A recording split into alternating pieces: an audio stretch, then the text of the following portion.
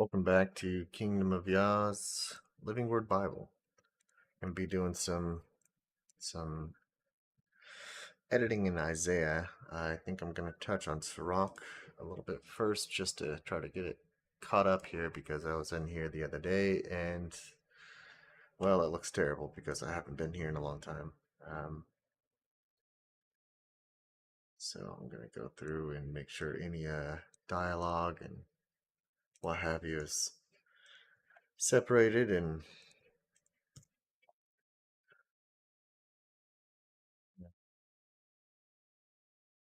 speech things in it like this.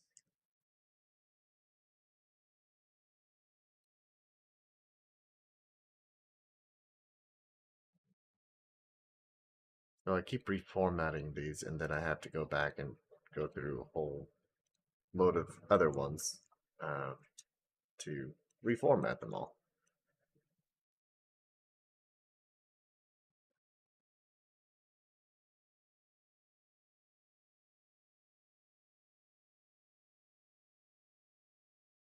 And also put the table deal here. Also something I haven't done on a handful of others. Let's see, it's not even the right way. It's not on here either. No, it is on there. Okay. Well, it's hard to keep these. There's 51 chapters in Sirach, huh? So I guess I need just one more. What? Well, of course it's gonna mess it up like that. I don't need that one.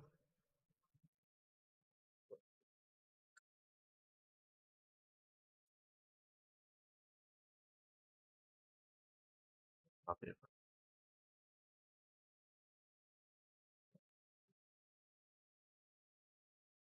Apparently Jubilees is messed up as well. Zero.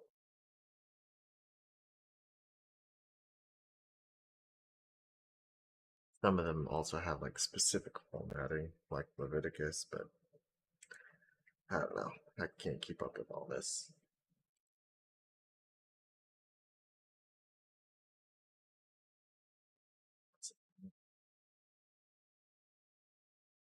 Headings are right.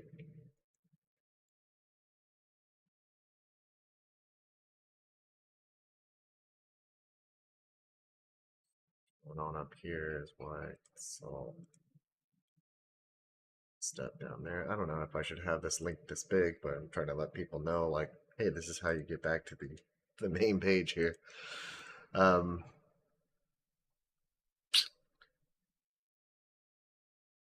don't know how much I've actually used that link, come to think of it, but either way, it's there.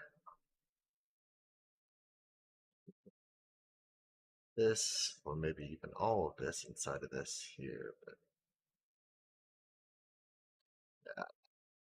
yeah, fix this real quick.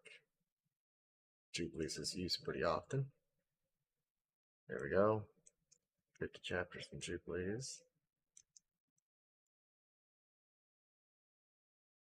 That's intentional or what, but people tend to assume, and I've even heard it argued about the Book of Jubilees, that a Jubilee is 50 full years, but it definitely doesn't say that. So I don't know. Every Jubilee that you work out works out to 49 years in the Book of Jubilees. So no idea how they come to that conclusion, but however.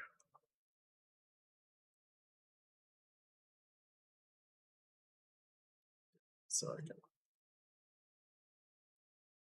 see there. I know a lot of this is just tedious work, and I just don't have a better system for it right now. There might be a better way of doing this, but I just don't know it, and I'm too familiar with this right now. So I'm stuck here doing a lot of tedious manual work. That'll probably be null and void one day, hopefully. If I can get this into a proper website, I just I can't do this as a one-man crew sort of thing. It's the issue.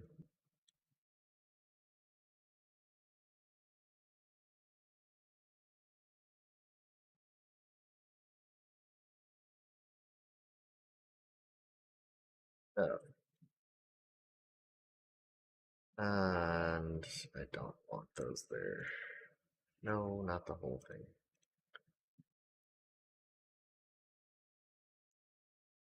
Come to know this thing too well, apparently. And because it's on a different page, it's going to do this to me now. Aggravating. Here, let's just do. Oh, you can't do that in here, can you?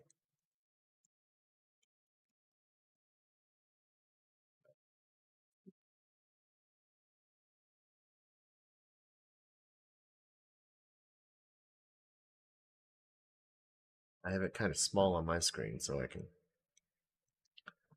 put it on your screen a little bit better. I don't know if it's actually too small of a text on your side, maybe on mobile. I usually have this at 125%. It's at 100% right now.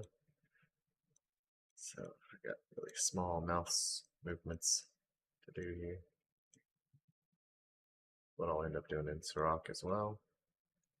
There's still a lot of books I have not done this to. These are the little links that keep you inside the page. I used to do this with like bookmarks because I thought that was the only way to do this, but it has this little table of contents feature thing. So whenever you open this up, even in mobile, it works just fine. So you just tap on these and it takes you straight to that chapter.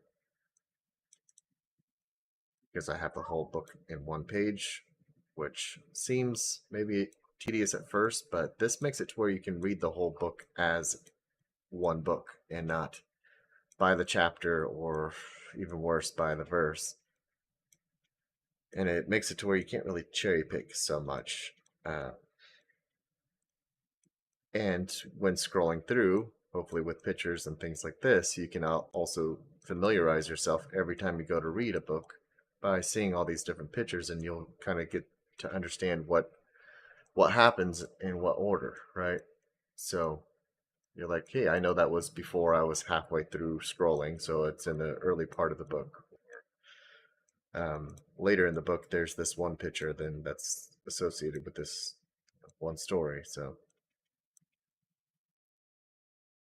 at least it's worked out for me that way very well, to where when someone brings up some sort of subject, I'm like, oh yeah, that's in the last half of Jubilees there. Like, oh, what chapter? A lot of times I'll even remember what chapter, but I'm not really focusing too much on the chapter numbers. The only reason I remember any of it sometimes is just because getting stuck in these studies for a long time and editing and what have you, and I'll have to sit here and look it up in, like on Bible Hub or something else to compare different versions or what have you. So, not that you can't do this with, paper Bibles or what have you either, flipping through different versions or some Strong's Concordance or something like this at the same time. And it's just not my thing, nor do I have the money to buy that many books either. So, this is my system for now. Anyhow, so let's see. Let's bring that up to 14. Bold, center. Voila. Can never get rid of this space at the end though, which kind of bugs me, but it is what it is. Don't know what I can do about making this.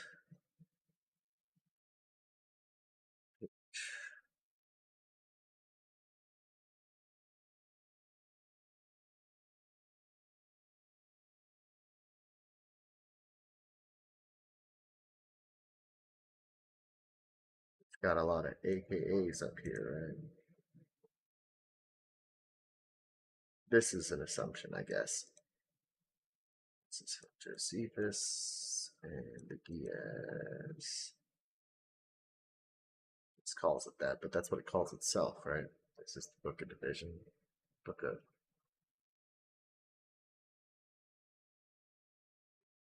Self that. It is one of the very, very few texts that is self-titled.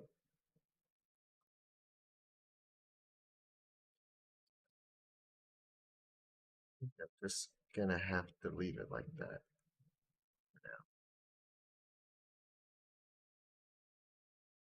I wish I could just split these cells up though, without making a new one.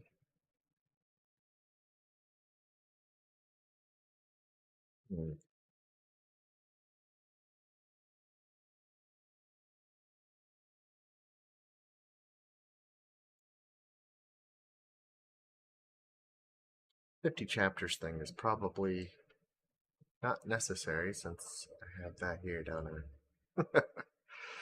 Ah, dang it. I only notice these things later, you know.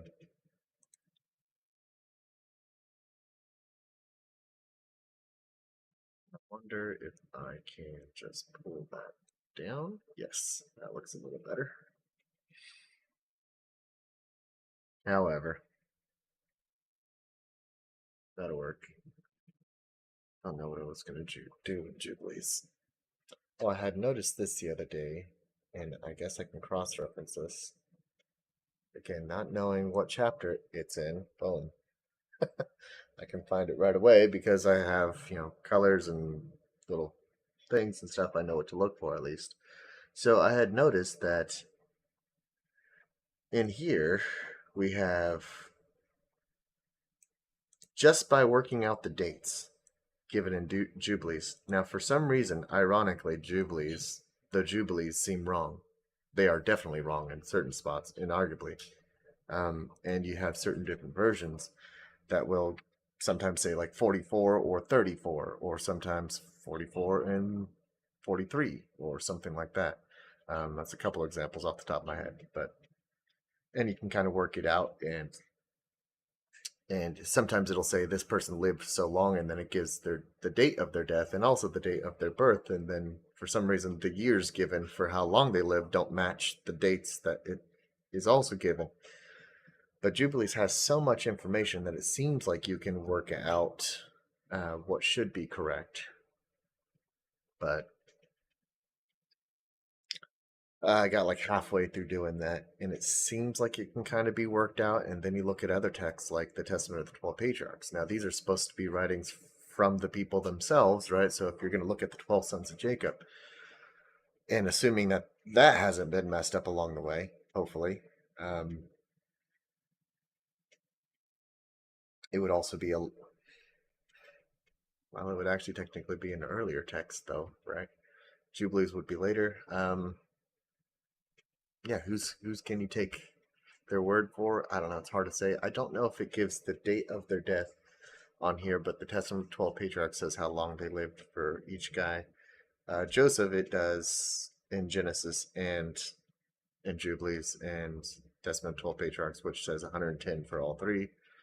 Sometimes we get lucky and just all the source texts say the same thing. So we can kind of use those as like solid foundations to say, okay, we have to assume that this specific date is correct, and use that to be an immovable data kind of thing, and use that to try to see if you can adjust other dates to see what will work and what might be wrong or has to be wrong, um, and then see if one of the source text has a correct date, or in this case we don't always have more than one.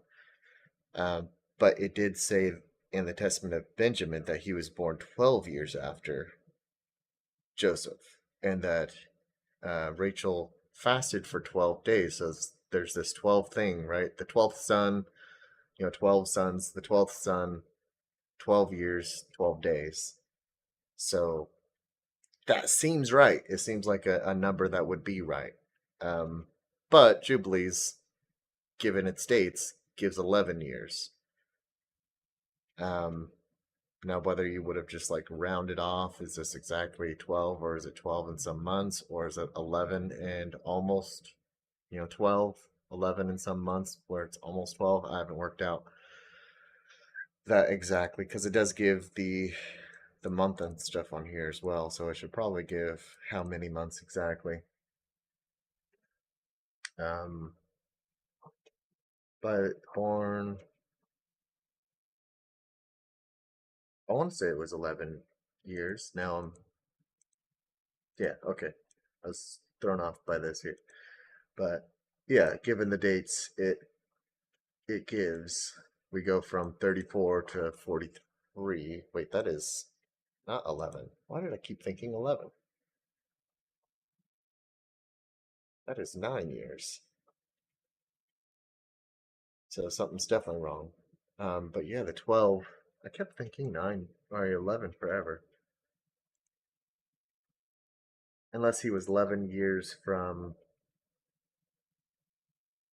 the firstborn.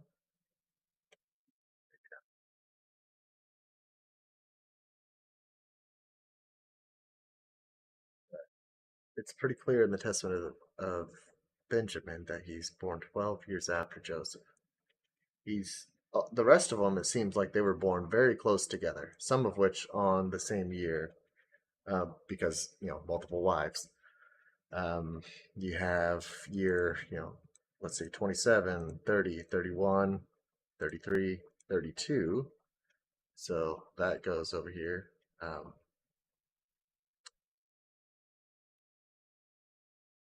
and then 34. And I did not compare the order that is given in Genesis or even in here to see if this order is correct. Um, yeah, so why would is Issachar supposed to be before Asher? Not sure. But according to this, yes. And then yeah, 34, 34, so both on the same year. And then what's interesting about Jubilees actually says Zebulon and Dinah, um, are fraternal twins. So they're born at the same time. So there's only 12 births, but 13 children. Kind of interesting. And that's the 10th child, if that's correct. Um,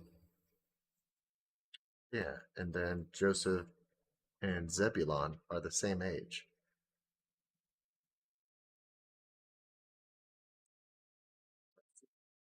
Sixth year. So they are seventh month, fourth month. So Joseph is actually not the last child before Benjamin, according to this, right? So he would have been born 3 months earlier than Zebulon and Dinah. Hmm.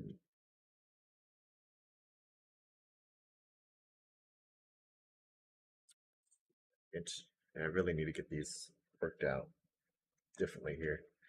I want to be able to have this to where it could be studied without look at all these without reading into it too much, right? Without staring at it too hard. I've got a whole bunch of dialogue here that is not fixed up.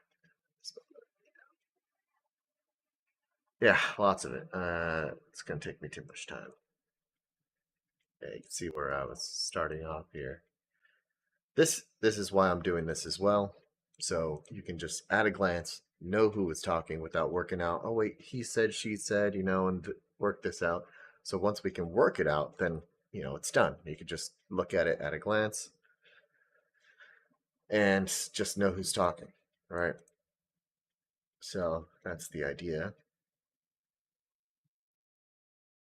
Like some of them are easier to say, but he said to him. Who's he? Who's him? This gets kind of aggravating whenever you're in the middle of, uh, just kind of reading something out of context, which it's a lot easier to stay in context whenever you have either notes or uh, it said to Esau answered.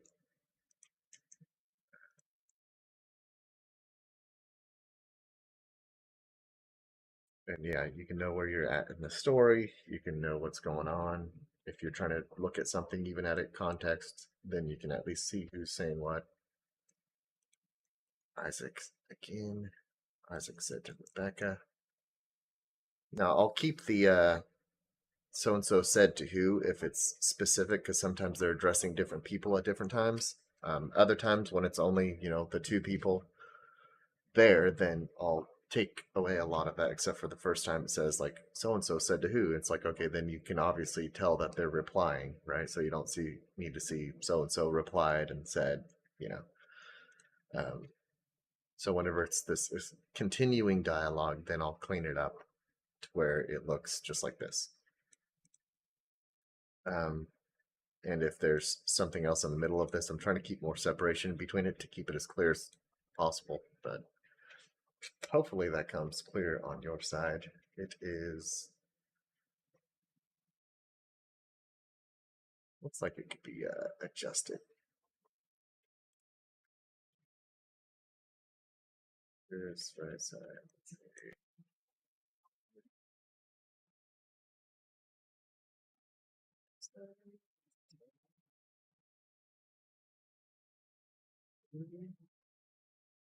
Not sure if that's better. That's going to be the same on each page.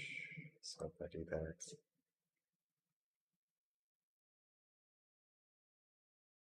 that adds a little bit. Hopefully that helps. I just gotta make sure I'm watching to see if it's on screen. Um, and then this one I've got different pages and Bible Hub and stuff just to cross reference here. But yeah, I can just kind of glance at this and do that right now. Excuse me. Um, this is a lot of work at first here. That is Bethel. This one says that as well. It's Genesis. It's always nice when they finally agree with something.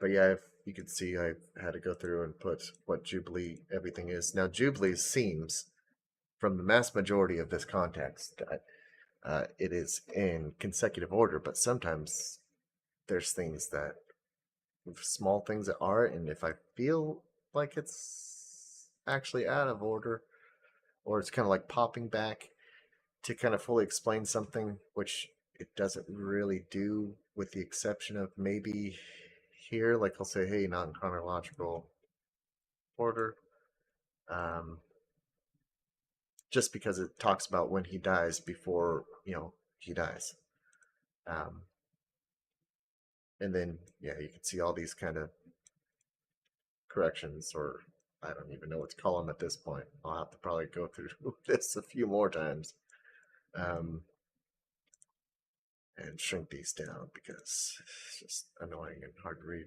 Um, The idea with this was to kind of keep track of how old everybody was on each event to see if someone had died yet and if it had mentioned that they had died yet. Because it should, doesn't always, but it should. Um, because it tends to say when someone died, um, and how old they were, and then I can go through and check and see what it must be. Because sometimes you'll have people like having children at like 9 years old, or doing something while they're dead, or something like this, according to the dates that are given in Jubilees. So you can tell that there's definitely errors when it comes to, uh, in the early part of Jubilees, it seems like the only errors is with the naming of the Jubilees. Like it gets off by one, and then it's just like off by one for a while. But then at some point, it just starts getting to the point where all the years have to be off. Like the year and the week have to be off. Um, One thing I'd like to do is just take the numbers from the Masoretic text or Samaritan Pentateuch, which lines up with Jubilees a lot better, and then just use those as the numbers to see if it matches up with the Jubilees given, or however, or if I can use those numbers to fix the Jubilees and then see if it continues to work out or what have you. So, and just for fun, you can use the numbers from the Septuagint or something like this. Um,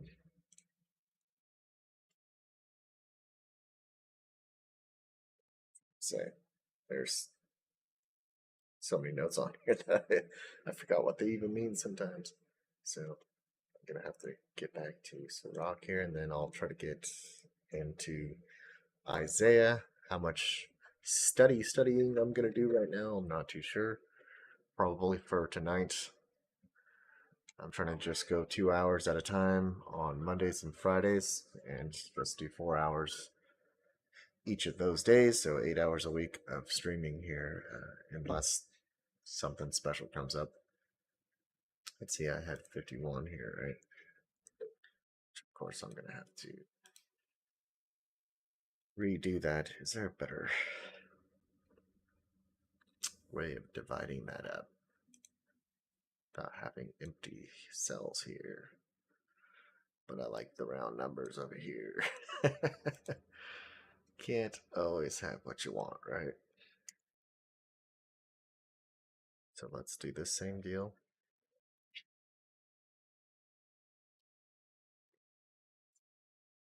Know that.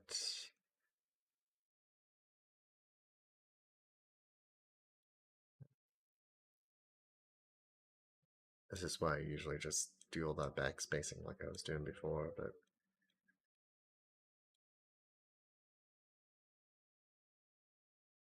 however,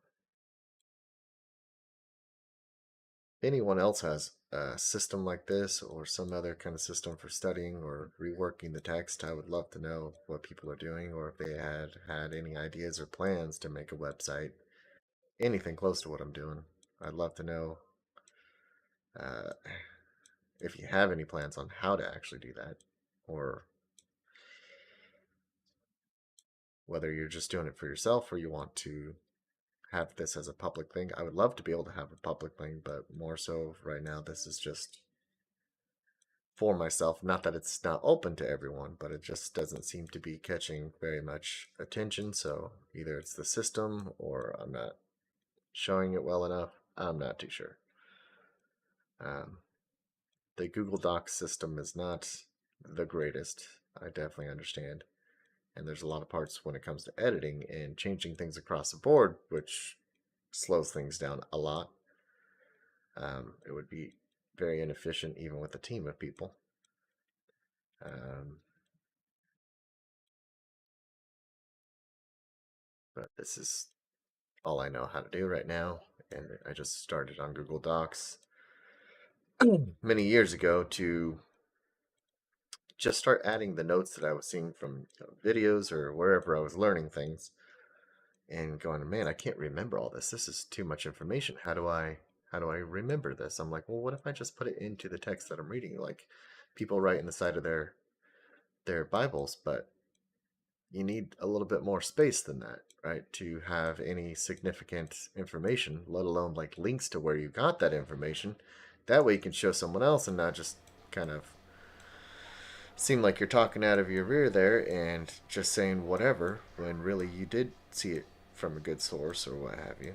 And you didn't come to some conclusion randomly, but you have good reason for it, but you forgot your sources or didn't write them down or what have you. So how do you organize all this? And this is part of the idea of doing this. And if we had been doing this for any amount of years, as a community or something, that we would have so much less arguments. I would think. And this has helped me also find the piece in the middle of all these arguments as well is like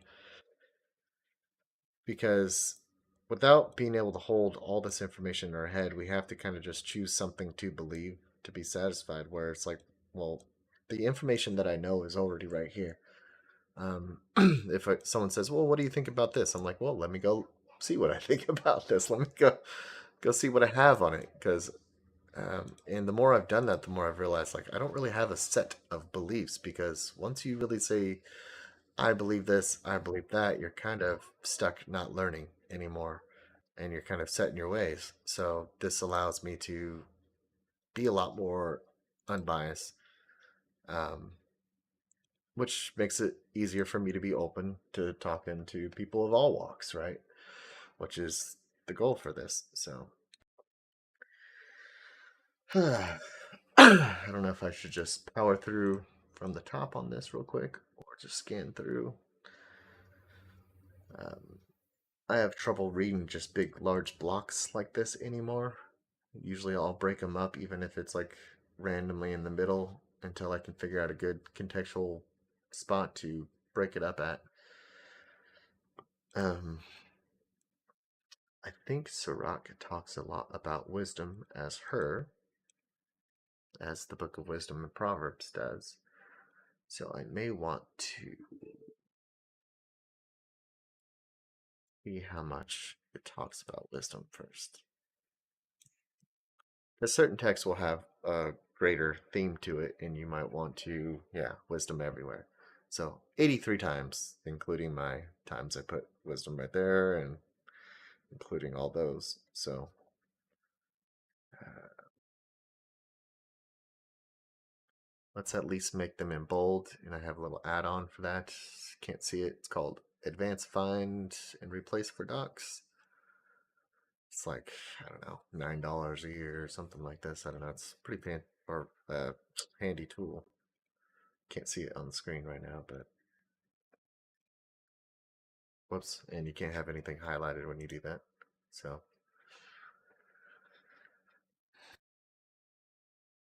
and then once it finds all the text, it'll actually highlight all of those things at the same time, and then you can just do whatever you want to it.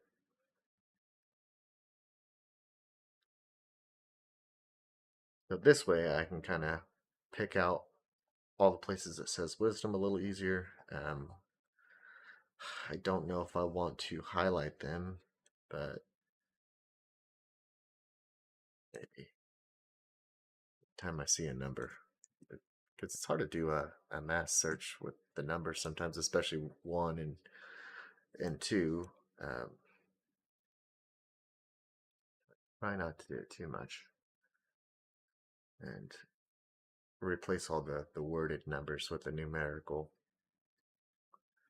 number. And I'm starting to also bold animals, at least when it's more significant, but it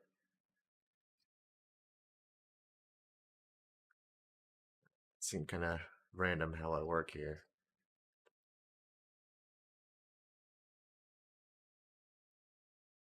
Also on Discord at the same time, so I should probably check on that. Nobody's home. That's all right.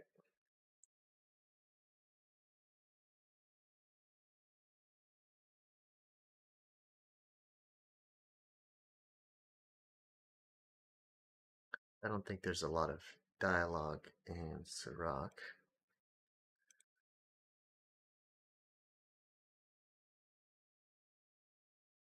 Does this make a balance and wait for your words?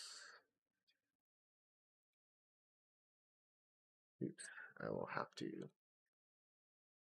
figure that out. So if I, seeing how this says B, I don't know if that was for cross references from whatever source text I copied from, which hopefully I have a link to, which I didn't always do in the beginning. But if I don't know, sometimes actually a lot of times, especially for these extra biblical texts, the source text will have a lot of typos. But I've even got typos on like Bible Hub and other places. So it's kind of surprising that you would have, I mean, pretty bad typos sometimes as well, where you can't really quite tell what the word was supposed to be. So I have to go look up. And sometimes even like with, say, R.H. Charles translations or whatever source text, like say for Enoch or something like that, will have the same typo across the board because it's probably in the original text or what have you. So um, it can kind of make that a little difficult. But and if I am making a educated guess or something like that, then maybe I'll put it in brackets or something off to the side of what this word should be, or try not to change it unless I'm too confident that it's okay. Yeah, I found the correction for this. This is this. or the context is too obvious or what have you. But now I'm just worried about those little letters in here. Um,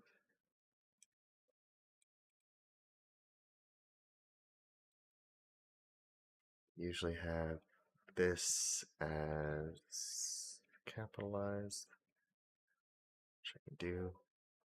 I know you may not be able to read it right now, but we're not doing any reading at the moment. Just kind of showing my method, I guess. The poor speak and they say, these I used to separate like that, but it's not really dialogue, it's just quoting something. So I'll throw that back in the sentence there. I think from what I can see, yeah, like that. That's what Sirach is doing. Don't say this and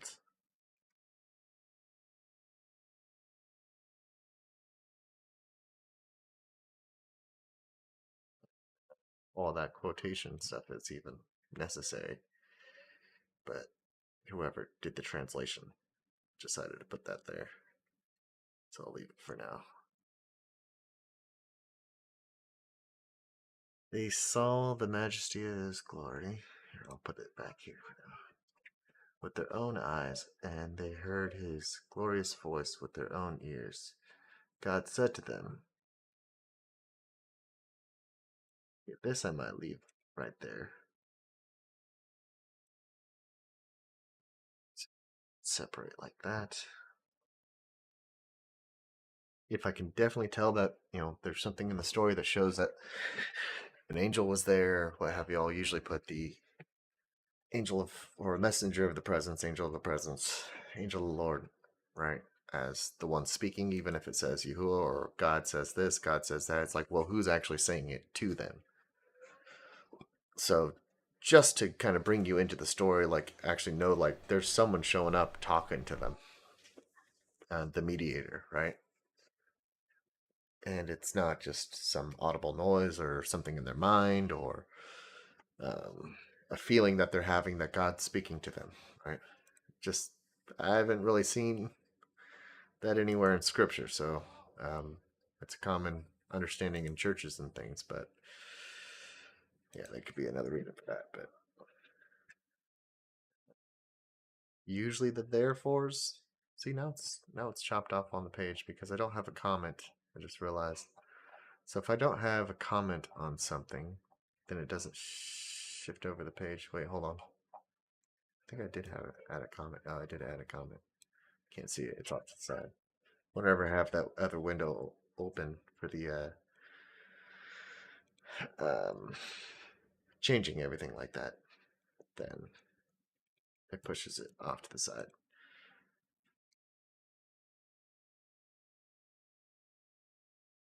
I was actually going to look this word up the other day because I had actually seen that proverb actually comes up. The word proverb comes up in Scripture. How many times? Let's look at, is that First Kings? Kings 32.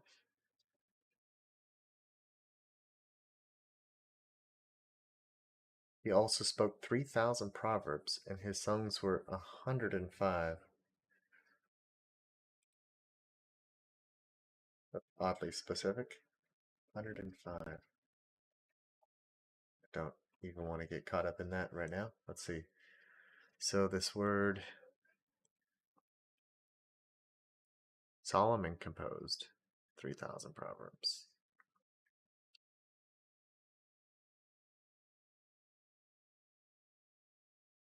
But what is this word proverb refer to? Shall.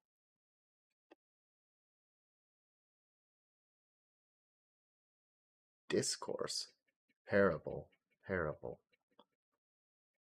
Is that what a proverb is? A parable?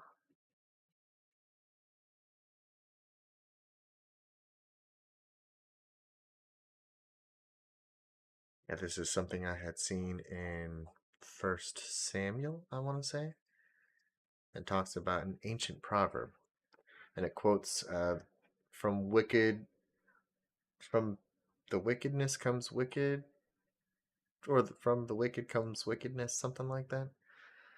And it says it's an ancient proverb, but then I can't find any quote for it. But oddly enough, the Book of Jasher, which I don't really give a lot of weight to, um, it seems to be just a compilation of rabbinic tradition, which doesn't necessarily mean it's wrong, but there are at least one thing I can point out that seems to be wrong, which is the whole Enoch actually being taken into the heavens sort of thing. And I don't know if I can uh, rectify that in any sort of way, but beyond that, but it does actually show where that head came from, and it gives it exactly that. And I don't know if that's suspicious because, like, maybe this was made up inside of Jasher, if Jasher is made up or embellished in some sort of way. Um, Seems a little too specific to be made up, but it could have some things kind of filled in. It seems to kind of wanting to be, it's self-titled as Jasher, the Book of the Just, as it's quoted in Joshua and First Samuel or Second Samuel. But both of those quotes are from Jubilees. So, but that's the first one I've found so far that is only from that modern Book of Jasher.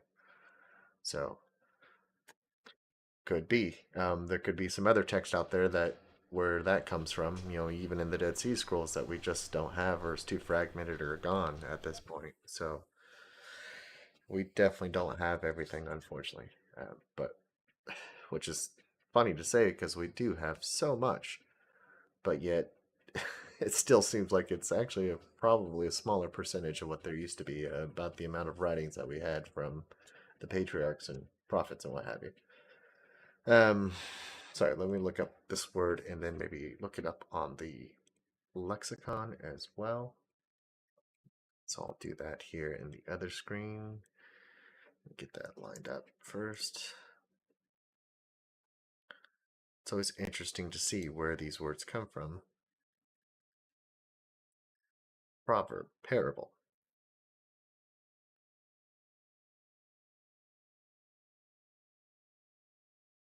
Apparently from some original sense of superiority and mental action. Properly a pithy maxime? What? Usually a of metaphoric nature, hence a smile, as an assuage poem, discourse. Is discourse a type of writing? Is that something? By word like parable prop. It's basically saying, right? Just the poetic saying, right? Let's see. To rule, have dominion, reign. Okay.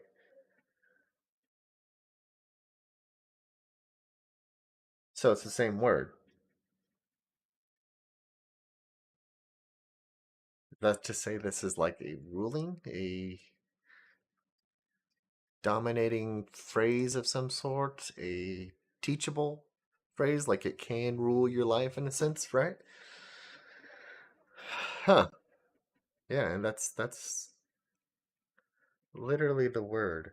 So probably need to have a page set up for this. I think do that. Let's see what looks good for me to read. 125. Let's see that. Um,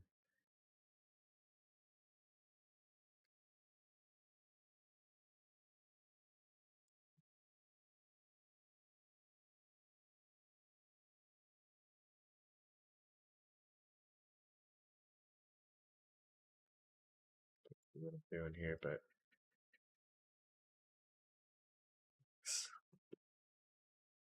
lexicon. It's that window and rub it down here and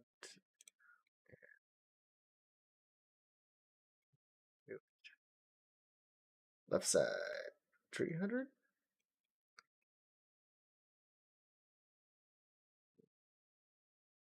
I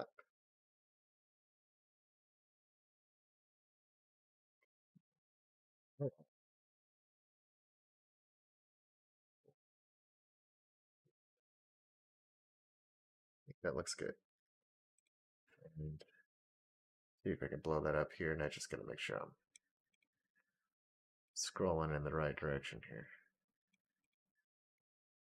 Okay, so here's this word, the actual Strong's comparison. Hmm.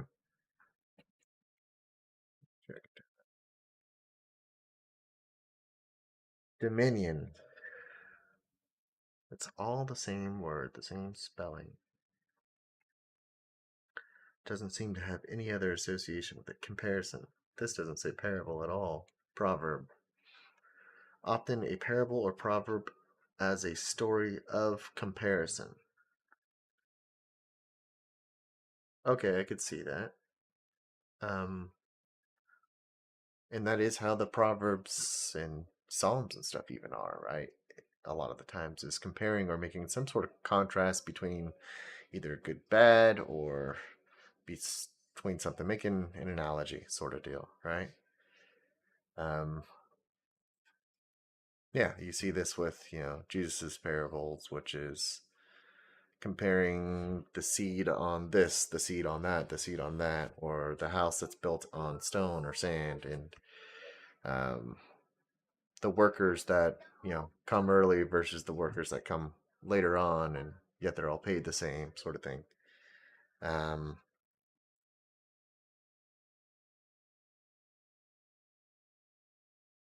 Comparing the kingdom to a mustard seed, comparing the kingdom to this, the kingdom to that, the kingdom to this. A comparison. So, how does that have to do with rule or dominion? Dominion, the dominion one rules over. Also, the comparison of things as a rule of measurement.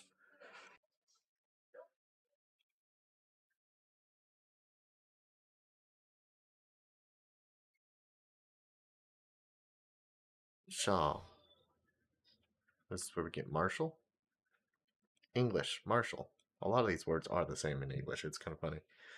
Even in the Greek, sometimes I know our Latin based language is influenced by the Greek a lot as well, but it's interesting to see how much just straight same pronunciation or maybe a slight variation of it is the same in English from Hebrew with the additional R. Yeah, marshal, to rule.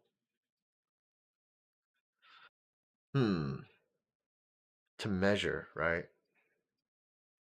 To make a comparison of like this length versus that length, right? Your maybe this scale to that scale sort of thing, right? Um, the kingdom, a big thing, a mustard seed, a small thing that becomes big, or something like this, right? So, yeah, interesting. So, this is kind of how I figure out the meaning for certain words and why I might choose a different wording or just simply put in brackets a whole bunch of the different meanings, because between all of that, or that general gist, the general feeling of all of that can give you a kind of broader sense of the word on how it's used, even if it's used more specifically in one sort of context. Sometimes it can still just apply to each of those meanings, though, and still mean the same thing. Once you get the root understanding of where that comes from, you're like, oh, okay, I get how they're using it in that way. Like, it would still work to use the root meaning versus our, like broader vocabulary in English where we have more specific words to choose from. But this, again, I'm trying to bring it as close to the original text as possible and get the general rough feeling of what it would be like to understand, to be in that time, to hear that version of Hebrew at that time, or Greek, or whatever it may have been, right? Because this is still different from modern Hebrew. But even with the modern Hebrew, you can kind of see through a lot of the uh, specific dictations that have been put into place, especially with the voweling system and what have you. But if you just ignore the vowels and go, okay, well, what's the similarity between all of these words that use the same letters, or sometimes maybe add some vowels or add some what have you? Because you'll hear often like Hebrew doesn't have vowels. Well, clearly it does. It definitely does. And you'll see a lot of the same words will have. I don't know if I can randomly pull up an example here, but sometimes you'll see now it's hard to say certain words whether they have the same kind of general gist meaning, but to dictate a specific meaning, you kind of change up the vowel or the pronunciation of it. Maybe, yeah. Um, Another thought of mine is just because we see this with names too, so you probably wouldn't pronounce a name differently even if you wrote it differently. So you can kind of leave out some vowels and still pronounce it the same way. And we see this throughout, sometimes even in the same book, like in Isaiah and stuff like this. You'll see that even in the Dead Sea Scrolls, you'll see certain words, certain names are spelt differently, but they still mean the same thing. They still are probably pronounced the same way, right? But there's no hard ruling on how their language is supposed to be used. It seems like, right? It's not as dictated as, like, say, English and other languages are today, right? Um, it's a little bit more loose, I should say. Um, let's see. Okay, so like this, for example. So you have Natal, right? Nathal, however you'd like to say it. Nathal. It seems like the tet was more of a thet, I guess. Um, the tav seems to be a solid T. I know it's sometimes the reverse in the Masoretic, where they'll often have that as a th and the tet as a t. But either way, so you have this word Nathal, right? Nathal. Um, just from reading this, this is just what I've gotten used to reading. So you see the Nahesh or Noon, however you'd like to say that. I know it's probably small on the screen. Don't know if I should blow that up anymore. Um, and then you have this I just thrown in there, right? The yod, the yod, right? Um, so is it really pronounced? Because look, even the same meaning, right? It's all the same meaning. This is one of the a few times that it's just all a simple meaning, right? One simple meaning. Even though what's funny is like the Strongs has so many different versions because the Masoretic has different types of vowing, sometimes also very subtly different, right? Very subtly different vowing. Um, and it may also be pronounced the same way, mean the same thing, but just use in a different grammatical sense or something like that, which is why they might have a slightly different way of pronouncing it, what have you, right? So, so you can say Nathiel, Nathiel, and all of these might be pronounced that way, right? Nathiel. Um, I would think so. Like this might be just the time that it was spelt out fully, right, with the vowel in there, right? So, and you'll see this constantly, constantly, constantly. Here's another example, right? So you have uh, na thief, na thief, thief, thief.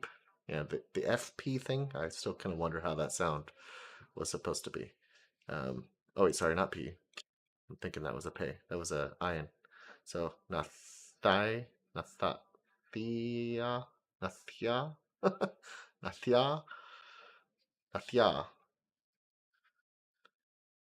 And where the separation with the syllables would be, that's also kind of a hard thing to say. I know with like Masoretic, a lot of the times whenever there's a prefix or suffix, they'll change the where the syllable breaks, right? So instead of like ma na natha or something, instead of ma natha, because you have natha and you just put the ma in front of it, which changes how it's used. It's like from this thing, right? So you have plant, and then from the plant is planting. Um,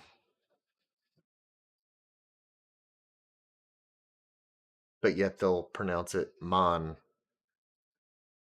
ta or manta, right? Manta. So they'll put the syllable in the middle somewhere, right? Um,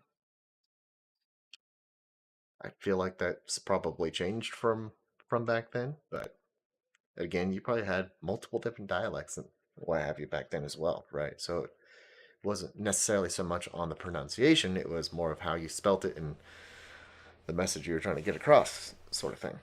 So just something to consider, especially if you're ever looking at this lexicon. This is the Jeff A. Benner lexicon. Benner Beener. I don't know how to say his name. Benner. I say Benner because yeah. You might see some other examples here, but so this is one way of how to read this lexicon as well. Is kind of see the general gist. You can't always just take the root word and go, oh, well, it must just mean that. But you can kind of see where it comes from with that. Like one example, which is probably gonna be hard to find, is never lets me deep this. Uh, yeah, they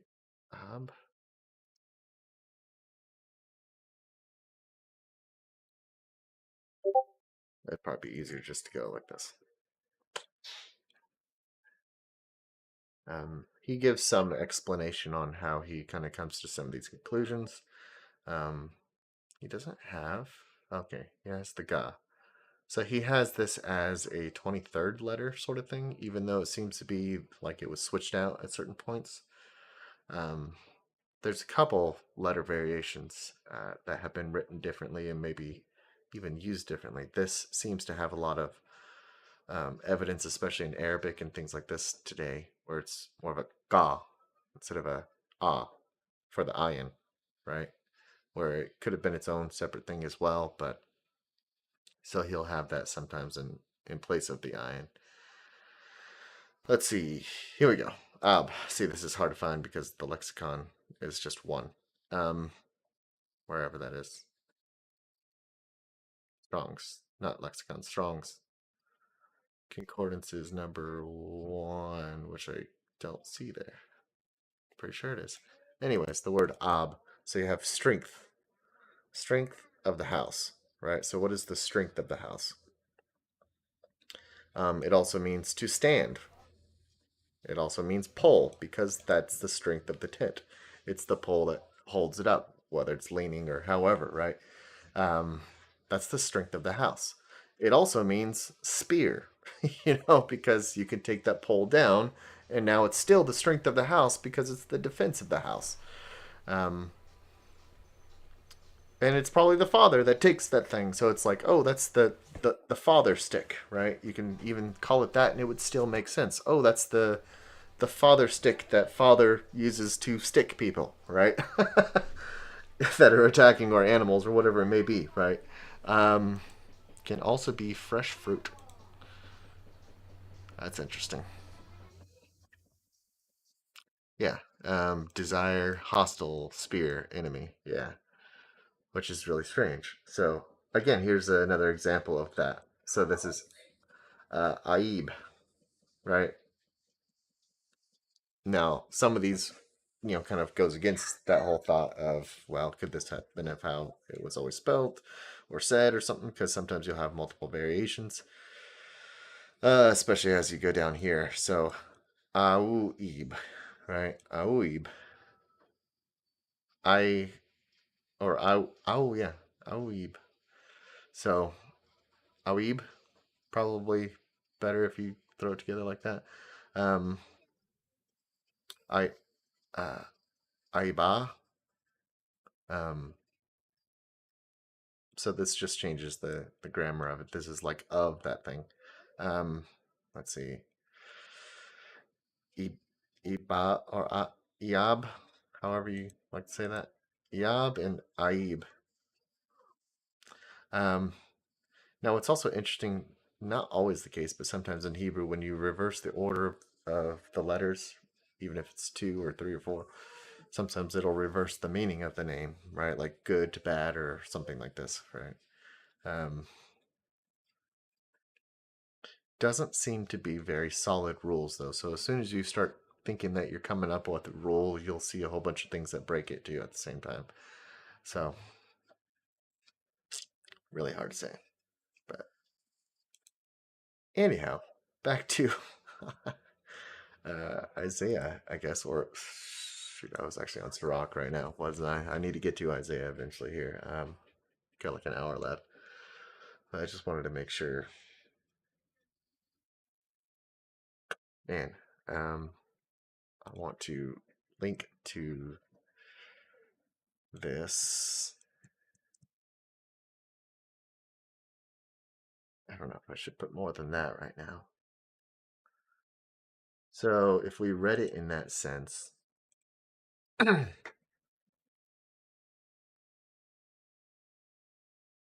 hearts of intelligence, and this word heart even is like center. It's like inside of you. It's your mind, really, right? It's the minds of intelligent people will think about, yeah, again, think. Hearts don't think, right? Um,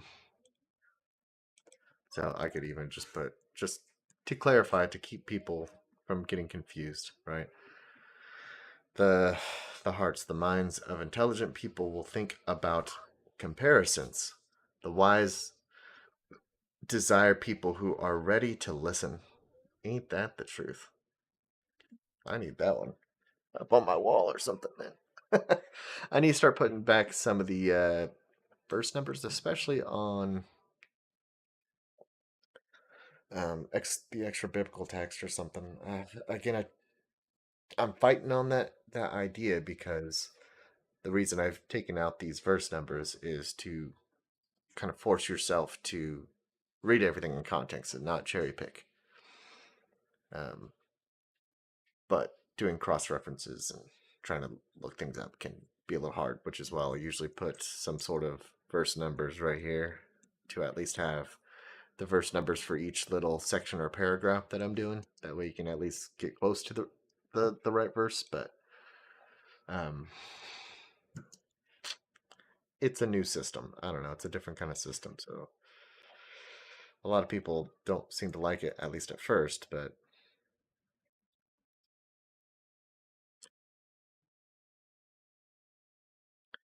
yeah, these are just too big of paragraphs for me right now. But I'm not worried about that. Listen to a father's warning, children, and act accordingly so that you may be safe. Yahuwah gives pride a place to a father above his children, and establishes a mother's judgment above that of her offspring. Those who honor their father will make up for their own sin, and those who praise their mother are like people storing up treasure. So that's a whole different take on honor your mother and father, right? Which seems to be what he's expounding it on so far here.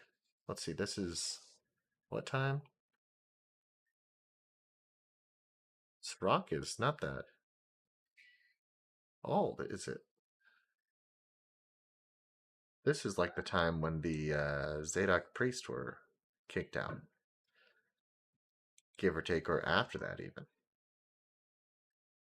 Not a real solid number on that either, but when the Pharisees and Sadducees and what have you were implanted, when Rome came in, let's say.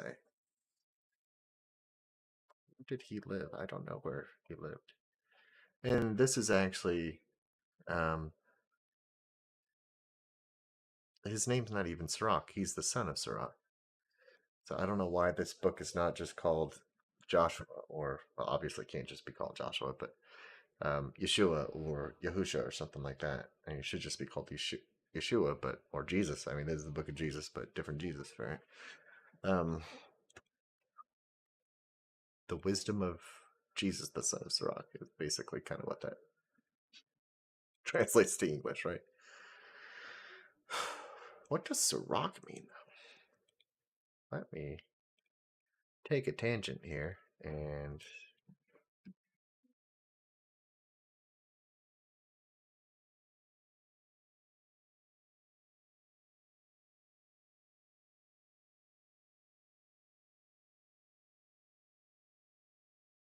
it's naming.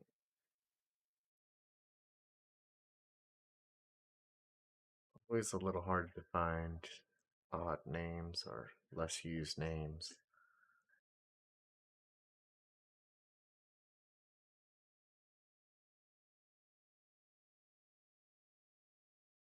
Oh,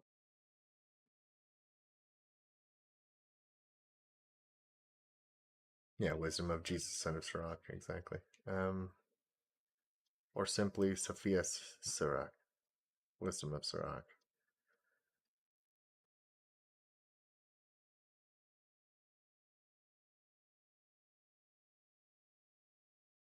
Mm,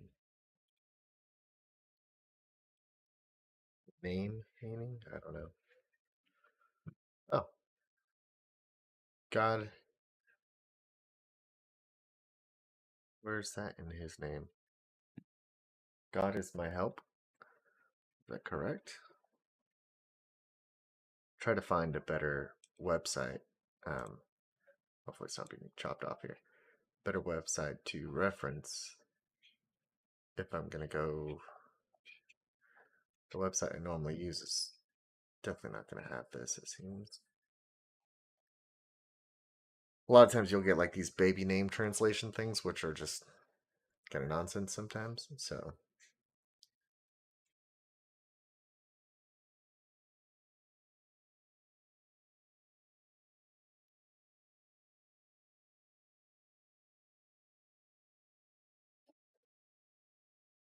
meaning what now?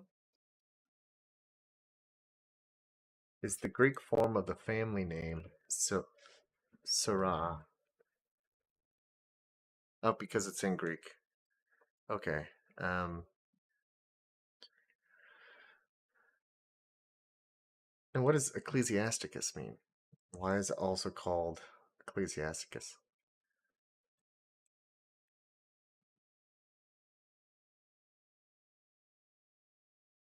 Is that spelled wrong?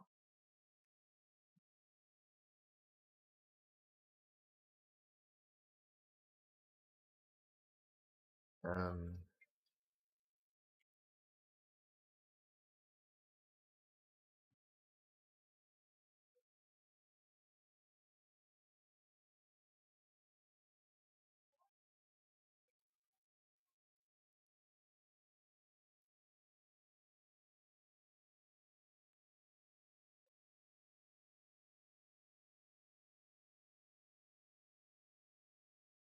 Ecclesiasticus meaning church book, appended to some Greek and Latin manuscripts. Use of church made of this book and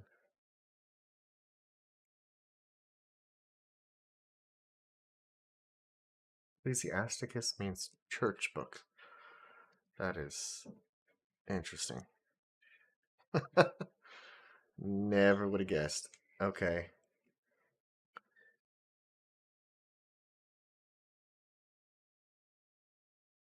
Huh. Church book.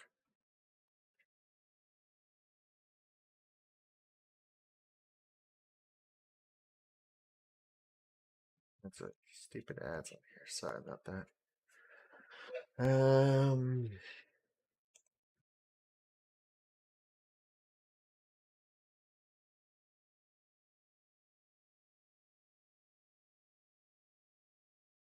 reported to be written by a man by the name of Ben Sirah or Shimon ben Yeshua ben Eliezer ben Sirah.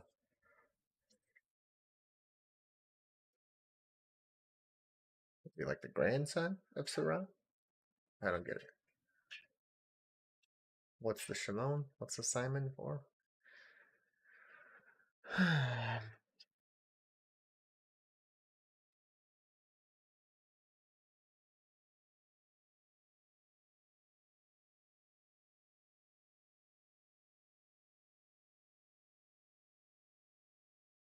Um, I'll end up putting this over here as Sirach, Greek form of Sirach. Probably with an H. I don't know. How would it be? Is it a Hebrew name? Sirach? Serene?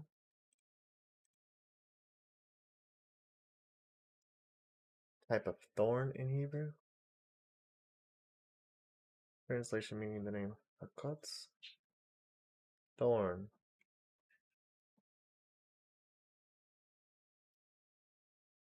Which is also probably derived from Serene. Serene, Sarah? Sarah meaning thorn versus thorns?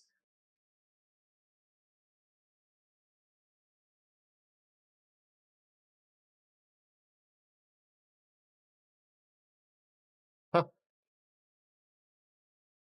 Um,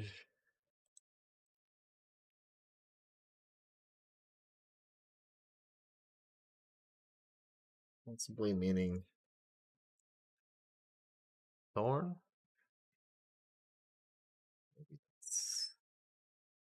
Is that significant? I don't know. I don't know. Let's see here. If we're done with that, he doesn't immediately say. So this is interesting too because we see this elsewhere. All wisdom comes from Yahuwah. This is something I'll be touching on later. Probably should rename this video to Sirach or something now because seems like I'm getting stuck on this. But this is something I'd like to do later is show wisdom in the world. We clearly see it. We see it all the time with, wise men or educated men or something like this, especially with musicians, believe it or not, right? There seems to be a large amount of wisdom that comes with anyone who's disciplined, let's say, right? Disciplined in an art, in something. So with music, you do see this a lot as well because they'll express themselves through writing, through singing. Um, but I've even seen those who are just, guitarists or who are whatever. Someone who's disciplined in just about any art. Um, you'll notice a lot of wisdom when you talk to them, right? Doesn't mean they have all the answers or know some, special revelation or anything like this, but they tend to be more well behaved, more um, understanding, especially those who have many hobbies, many, have dealt with many fields. And this is something I've kind of accidentally led myself into purposefully doing. I don't know if that makes any sense, but because a long time ago I came into this understanding because I just didn't quite have the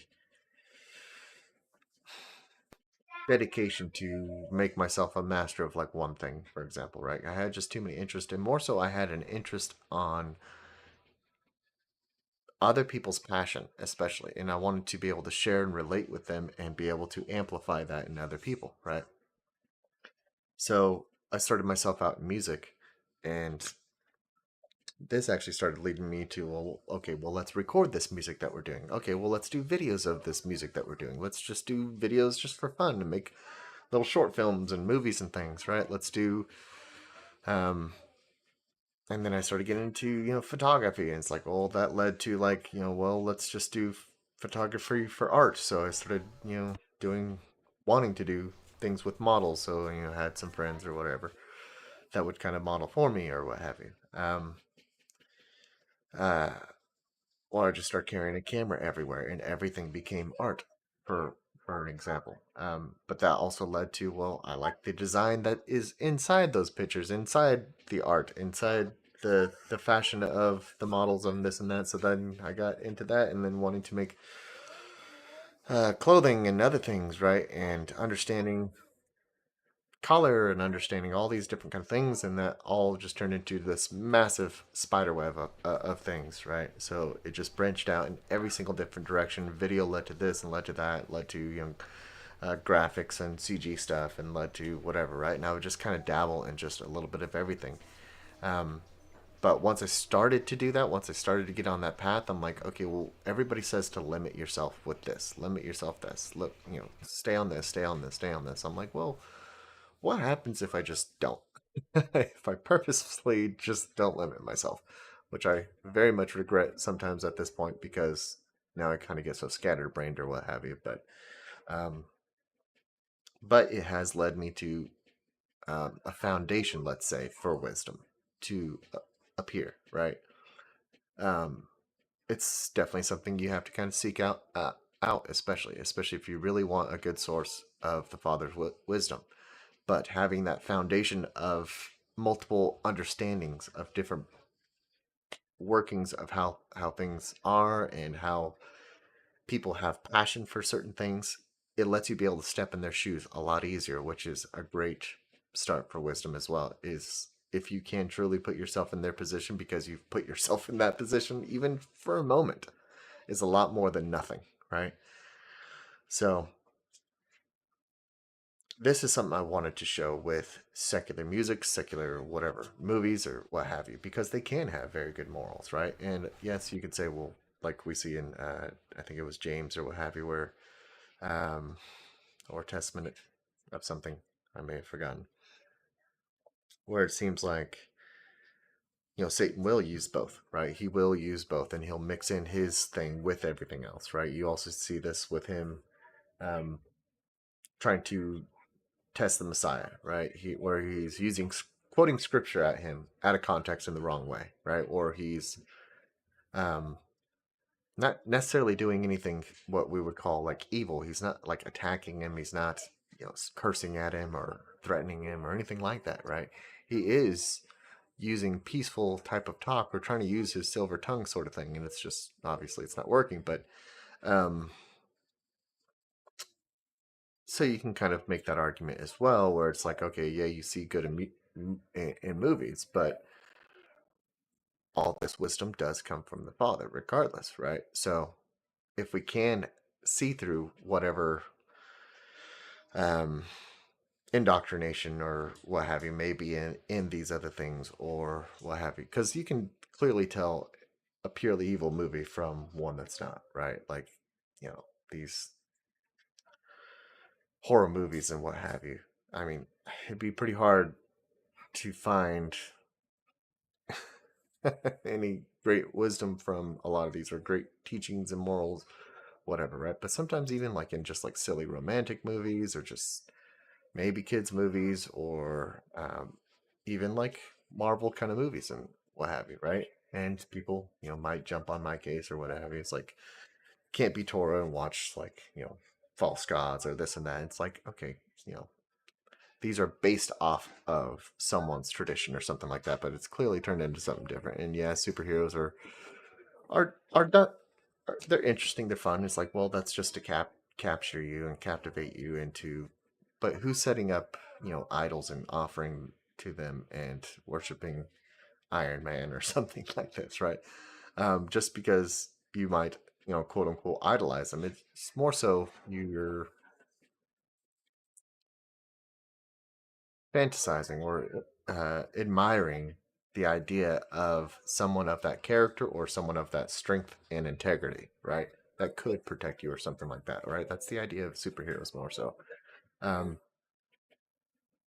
so I wouldn't say it's just pure evil or what have you, but come into it with wisdom. But I was watching Spider-Man the other day with the first Tom Holland movie with my sons and sitting there with my wife and I'm like, man, I'm seeing this and this and look at this very intense moral basically about being naive and what have you and understanding having respect for your elders and their wisdom, right? And truly listening to them. Otherwise you're going to have to learn the hard way, but also learn from the hard way, right? Because it's like, okay, you did mess up, you didn't listen, you took things into your own account, And you did have to learn the hard way, but at least you learned the hard way, right? Because we often do things and get ourselves into trouble and still not learn. Um, so yeah, you can find the wisdom in a lot of things, in a lot of certain songs that I'll hopefully be um, doing some sort of uh, review of, I guess, on here. Maybe some music videos or something like that. I might tend to stay away from some of the music videos because sometimes they're a lot. They have no sort of connection to. They're not even done by the artist most of the time, right? So it's just like a video that was done for the music, not really about what the music is saying, right? And a lot of times these songs are made to be interpreted, or the artist doesn't really know, it just sounded good to them at the time. And I would almost even argue, especially a lot of these guys that do have great hearts, right? Doesn't mean that they quote unquote knew the Father or were religious or whatever you want to title it as, but they clearly see the Father's wisdom. They clearly have a heart for other people. And that's a lot of times where the root of these, let's say, good songs come from, where it's not just about women or about whatever, right? Or something stupid or goofy or what have you. I'm talking about real good art, right? Something that's passionate. Um, and you will see the Father's wisdom in it. And you'll often see the same lessons that are being taught throughout Psalms, Proverbs, whatever you name it, right? Without possibly them even knowing anything to do with that, right?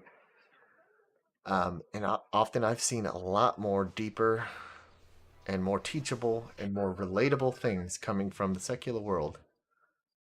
I'm not talking about mainstream so much, right? But um, often, sometimes artists that are overlooked or what have you as well, right?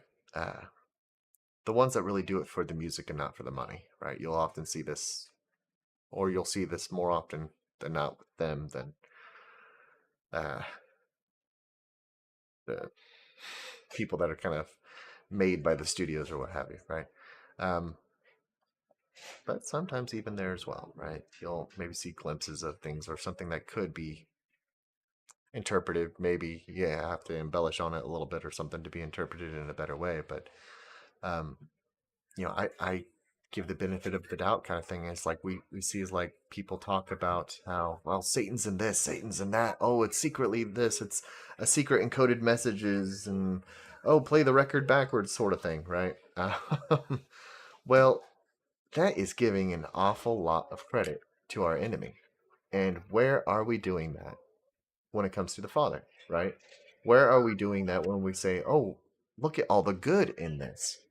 Even if it's half bad or whatever it may be, right? It's like, is he not playing his part as well, right? Yeah, sure, Satan kind of played both sides of the field, but at the same time, do you think the Father's just not involved at all? If he puts in power the rulers in this world, and allows them to be in power and allows certain things to happen, then there's good reason for it. He works all things for good, right? Well, then what about some of these secular songs and movies and things like that? Why can't we learn from them, right? Um, and I hate to, name names of certain shows or things like that, but um, yeah, more often than not, I'll find myself watching or listening to those more often because, especially like, let's say, Christian music of even Christian movies or something like this, or ones that are loosely based on something. I mean, they're usually pretty shallow that I've seen. Really surface level kind of meanings, surface level stuff. Not that they're bad. It's just kind of little meh, whatever kind of thing for me. I guess I don't know. It's hard to find a good teachable thing, but yet people who have no idea of the Bible or Torah or anything like that are actually doing more empathetic and sympathetic kind of music and really showing true compassion for people and really having a heart for people, right? So something I'll touch on here soon and also incorporate into studying wisdom. I want to try to make sort of a series. I don't really have any plans to make anything too formal because I just don't really have the time or the space to do that kind of thing, or the help to do anything too formal. So A lot of the stuff is not going to be very polished. So, especially without any or much of an audience here. So, we'll see if that ever picks up. But yeah, I guess I got stuck on on the first word here, didn't I? First sentence. Okay, it lives with him forever. Who can count the grains of the sands of the sea, the drops of rain, the days of eternity? Um, this is where I might want to separate this because it's kind of starting to sound like poetry now. Who can discover the heaven's height, the earth's width, and the abyss or wisdom? Why is that there? So I'll put those together. Wisdom was created before, whoops, was created before anything else, before everything else. Either way. 1 second here.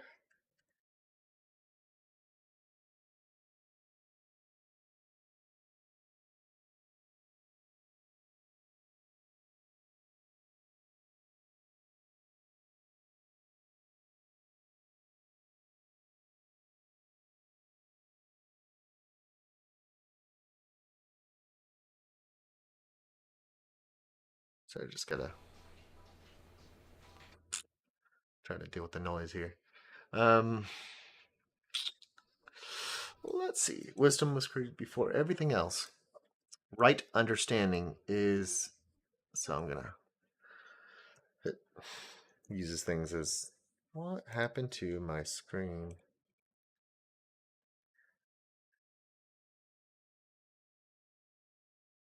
I don't know why it shifted over like that. Just because I did that? Oh wait, that's the lexicon. Oh, I undid that. Okay, sorry. Right understanding is as old as eternity. To whom was wisdom's root revealed? Who knew? I'm wondering if I should capitalize or do something with her. Or even put wisdom in pink. Is that too much? It would definitely highlight it. I know wisdom is personified like as a her, but would it make sense in this book or in Proverbs or wisdom? I'm wondering about that because just throwing her, because I mean, this is should be at least like this, right? Because this is wisdom personified. Who knew her wonderful feats, accomplishments, I guess? Why do I have that capitalized like that? Oh, I thought it said feast or something. Glancing at it, there is one who is wise, greatly feared, seated upon his throne. I kind of want to capitalize that. His throne. Yahuwah himself created her. See, here we go. I don't know if I should do all the capitalizing of this. I kind of get tired of that sometimes, but he saw her. He measured her. Yahuwah her, poured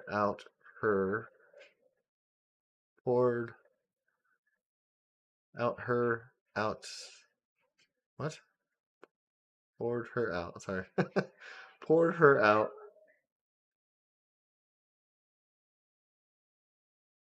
I am not reading this right now. Yahuwah poured her out over everything he had made to be with each person to the extent that he grants. So he chooses how much wisdom people get, right? But it seems like at least a minimum is poured out over everyone, right? Guess, guessing. He and he supplied. I'm probably not doing this consistently here. He made. He supplied her abundantly to those who love him. There you go. And we see this in other places as well. Um, so for those who walk in his behavior, he will give more wisdom to, right? This is that source of wisdom. This is how we get more wisdom, is not only by just simply seeking it, but how we seek it is doing his behavior and being compassionate towards other people, right?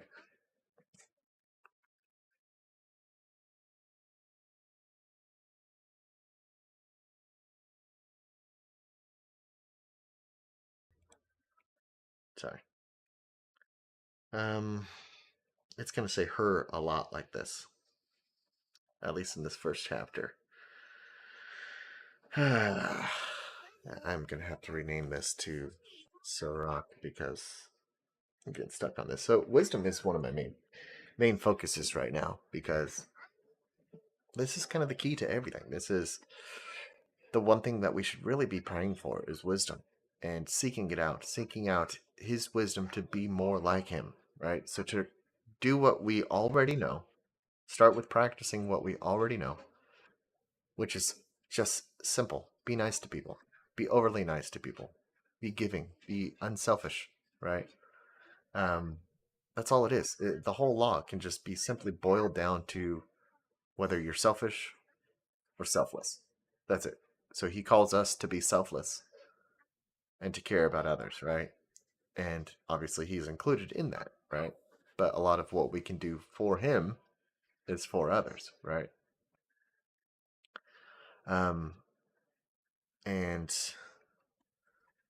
what was it? Testament of something was saying even doing that in the proper order. So having the Father first, of course, yes, um, but also part of loving Him is doing things for other people. This is why Jesus says, "If you've done it to the least of them, you've done it to me," because it's what I would have done, and that shows me that you want to be like me, which is affects me, and it feels like you're doing it for me, right? It feels like you're doing it to me. Um, he wants those that want to be like him, that are like him, to be with him, right? That's all it is. It's very simple. Scripture really should not be any more complicated than that. It's if you can't say it simply, you might not understand it, right? And this is something I've come to learn with a lot of things is like if I can't summarize this in a short sentence or at least a short paragraph on what the overall meaning of this is, then I probably just don't understand it, right? But this is all Scripture is talking about. Yes, it talks about the kingdom and this and that, but more so, it's how to get to that kingdom, how to share this inheritance, right? Which is the world, which is the kingdom. Um, and those who truly strive to get there are going to be the ones who are definitely going to be part of that first resurrection. Those who happen to make it, it seems to be that they'll be part of the second resurrection. That we're doing good enough, let's say, right? Um, but we should try to be more than lukewarm. We should try to be more than just doing good enough, right? Um, and that will hopefully inspire others to do the same, which will get them into the kingdom as well, regardless of what word they're using or if they're baptized in this name or that name or baptized at all, right? It never says any of that, right? Um, it's more about doing things in his authority, which is we are granted his authority when we do what he does, right? Yeah, it's just that simple. It has nothing to do with any pronunciation of a name or what have you, or if you even know Jesus or God or have ever even heard of it. You can still make it into the kingdom because it's by his judgment. It's whether you are selfless or not, or if you're just self centered, right? Then you probably don't want any of that. So I'm getting way off course here, and I'm probably going to have to do a little bit more editing. I don't know if I want to do a mass thing here,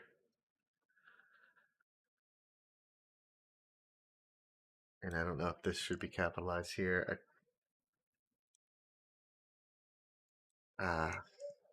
It's not really being personified right here, right?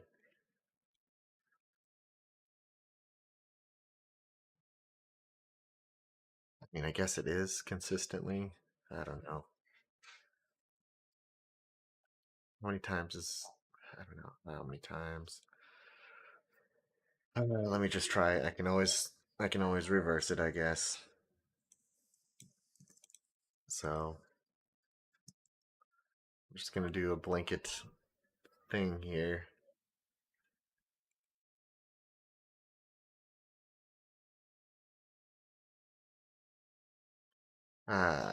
This is gonna be annoying to fix here, but maybe not. Yeah, it just whoops. I had changed that from before.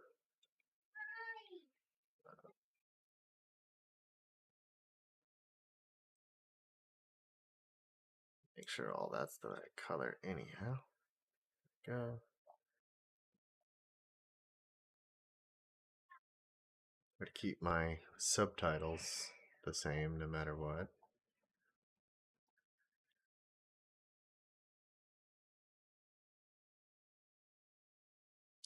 I'm just gonna leave it all pink just for the sake of highlighting right near here, not just to it's not to say that it's a feminine thing or feminine energy. I know this is looking wrong again. Why is this looking wrong again?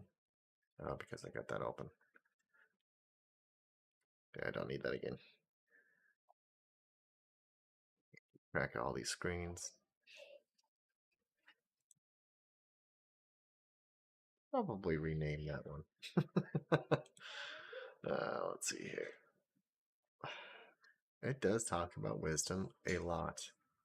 And this is why I want to highlight these in a certain way. So if you are studying wisdom, for example, then just scroll through until you start seeing the pink here because it doesn't seem like it's talking about any people. So might as well use that here for wisdom only because I don't see any other names here. Zion, I like to keep highlighted no matter what. Or if it's specifically talking about the day of the Lord, every friend will say. So here's just a random quote.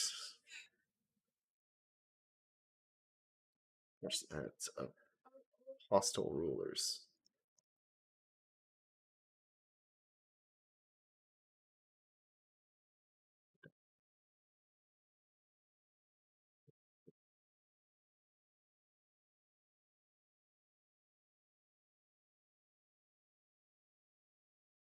I say to you, he talks like this a lot, huh?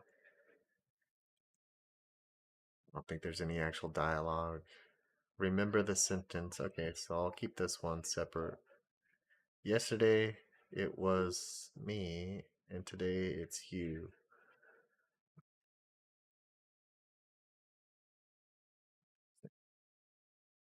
Of the Most High. I'm gonna do that as one thing there.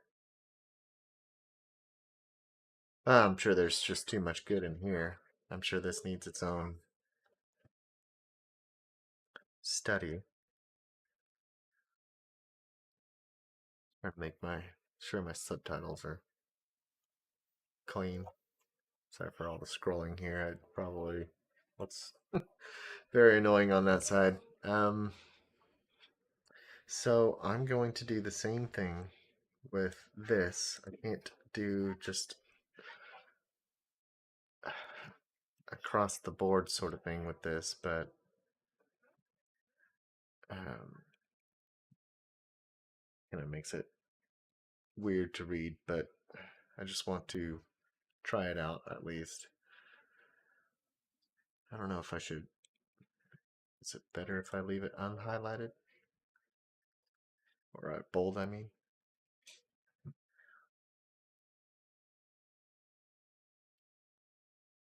Wisdom doesn't necessarily need to be in bold either. I'm trying to make this not so hard on the eyes. I know that hot pink there is a little intense, but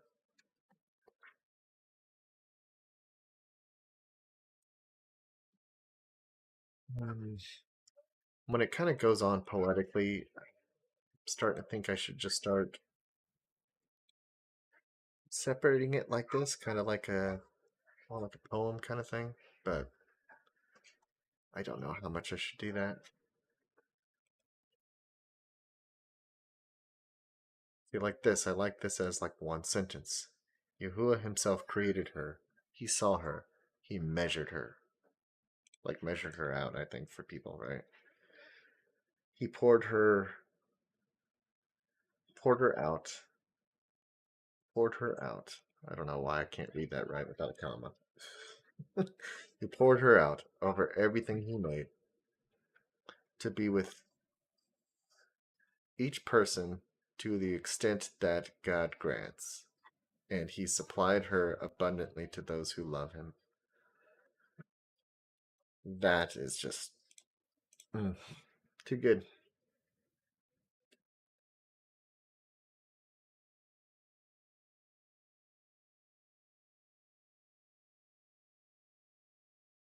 I don't know if I should have a break wherever, but sometimes it might not necessarily make sense. It's just to kind of make it easier to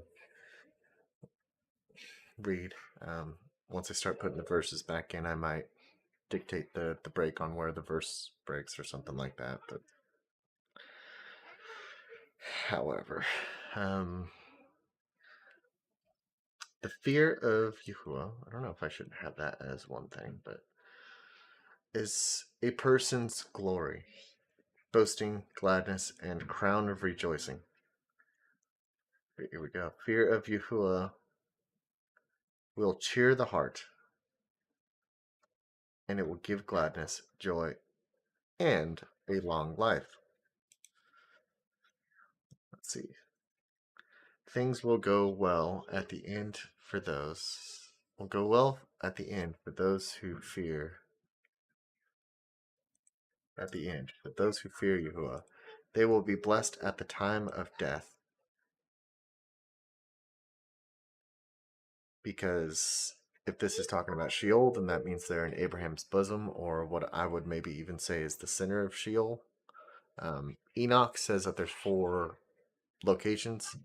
My guess is that it's circular and that it kind of goes like a bullseye sort of target, right? Um, where you have the center, which is going to be the most set apart. Um, and then you have those who are waiting to be judged, those who are most likely going to be judged um, for the lake of fire, and those who are definitely going to be judged for the lake of fire. Who, yeah. So it's like I would guess the further you go out, or the further away from the nice little piece of paradise in the middle, where apparently there's light, trees, water, something like this, somehow, some way, and what kind of body people are in, I don't know, but it seems like they can walk and talk and stuff. So couldn't tell you. Um, but I would guess that those who are uh, outside of that, it seems like, with the whole Lazarus thing, that they're in a more desolate place, which is also what Enoch talks about. It's like smooth walls and just like emptiness, right? Um, Anyhow, so it seems like those who have this wisdom, who fear the Father, who really, and sometimes fear is a bad word, but or who have reverence, who has respect, who truly cares about what he thinks and how you, what he thinks of you, right? Who's scared to make him upset about you, about what you're doing, right? You're scared to disappoint him, fear to disappoint him, right? To have respect. It's not like you're just terrified of him or something like that, which I'm sure he is, of course, terrifying as well, right? So it's not the worst word to use, but I feel like there's others that would probably be better, or at least a combination of words is usually the case when it comes to especially translating Hebrew or Greek or something like that. Sometimes with this vast vocabulary that English has, sometimes it's better to just use multiple words to translate one word to give that whole general sense of that full understanding, because it's, these translators want to pick one word every time, but it just doesn't work very well.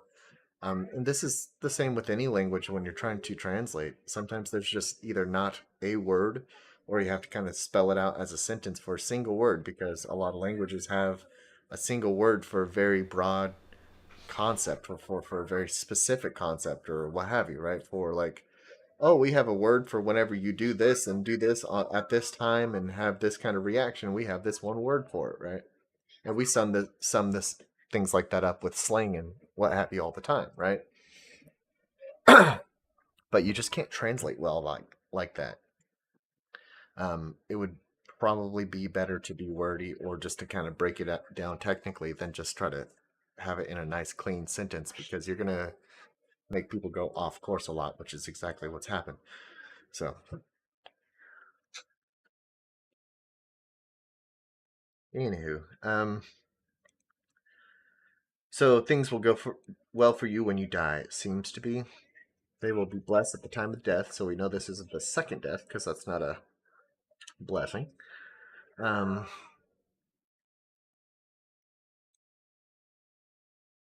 Wisdom starts with fearing. I feel like I've seen that in Proverbs or something as well, right?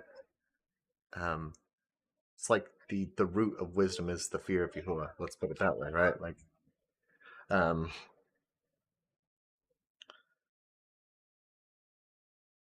to whom was wisdom's roots revealed? That's kind of funny.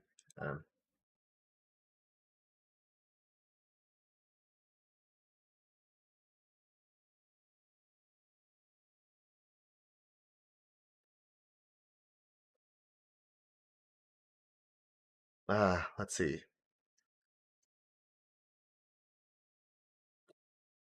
Want to kind of start making commentary on this, I think. Um, will be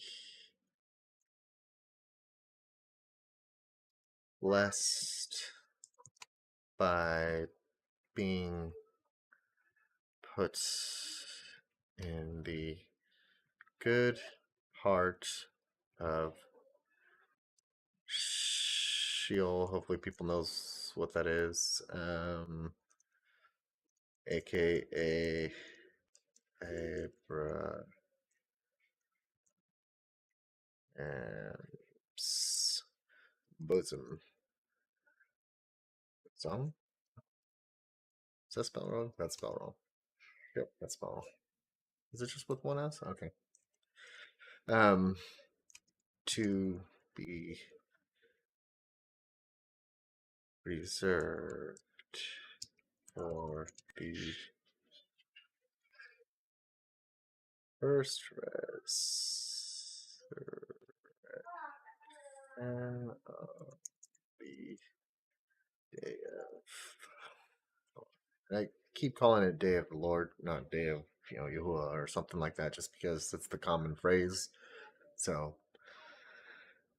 I go with what's most understandable, right? Most relatable as much as I can.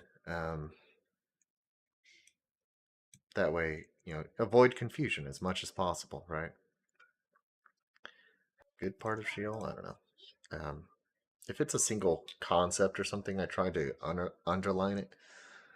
Again, it just helps myself. So if this bothers anybody, let me know. But like I said, this is pretty much notes for myself right now. So um, even though I clearly understand this, but I want to at least see my understanding of this in case my understanding of it changes or someone has, a better argument or a better understanding of it, then I'm like, well, okay, this was my understanding. So um, if anything, I'm marking that down. So wisdom starts with fearing Yahuwah. That seems like a highlight thing. There's probably going to be too much of that, so I'll try to keep that down.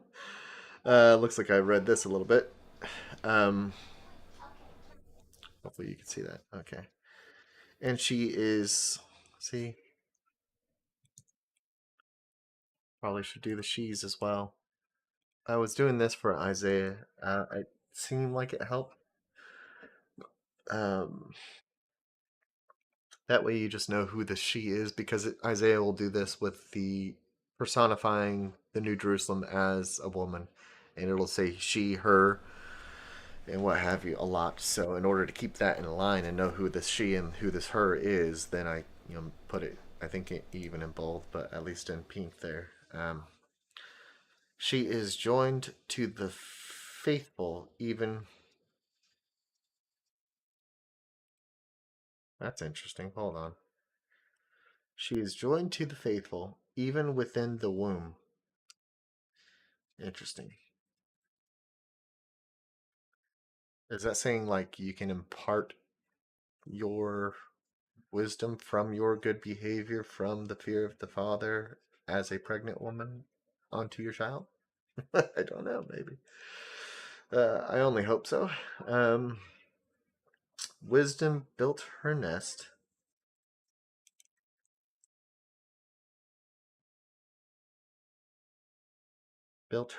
among human beings. That sounds weird. Among mankind, maybe? I don't know. As an eternal fountain, a source, right? They will be entrust. They will entrust their offspring to her.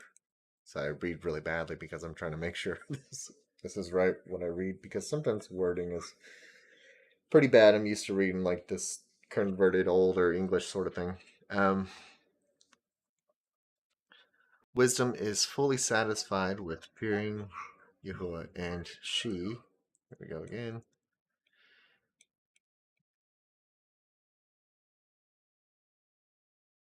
she will make people drunk with her fruits. So, satisfied or what have you with her,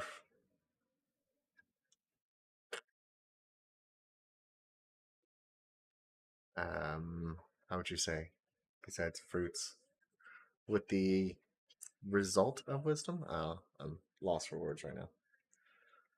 She will fill all their houses. She will fill all their houses. Whoops. With desirable things and fill their storehouses from her produce.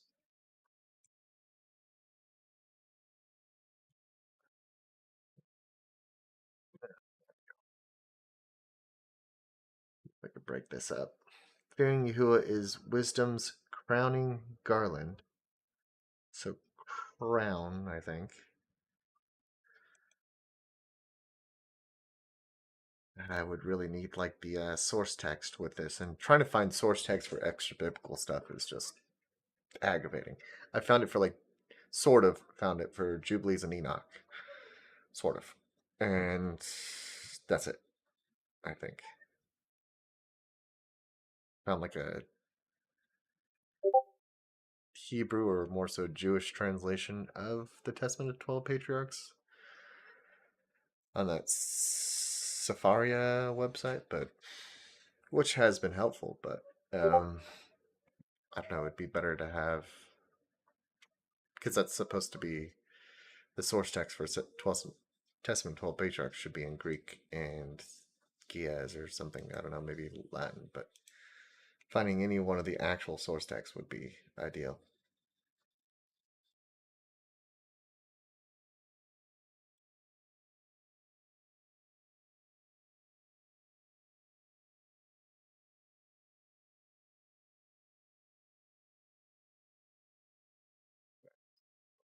Notifications on Discord here. I break down these ideas little by little. Hopefully, I can separate them right at some point. Um, Sprouting forth peace and restorative health and restoring health, something like that. She rained down her skill and insightful knowledge. So that kind of points to the Exodus, right? Where they're kind of given this skill and knowledge, or more so, some insight on how to build the tabernacle, right? That it would be made correctly. Um, to those who seem like they were already part of that craft, right? It's not like it's brand new. It's not like, a sheep herder or something like that suddenly doing metalworking or what have you. But um, doesn't seem to be, although I've heard people make that argument before. But however, she raised up the reputation of those who held on to her. Fearing Yahuwah is wisdom's root. So that's interesting. So that's, starts with fearing. It's the same thing, right? So we see that as the root of wisdom, and her branches yield a long life Unjust anger won't be justified, for the tipping point of one's anger is one's downfall. Definitely. Been there.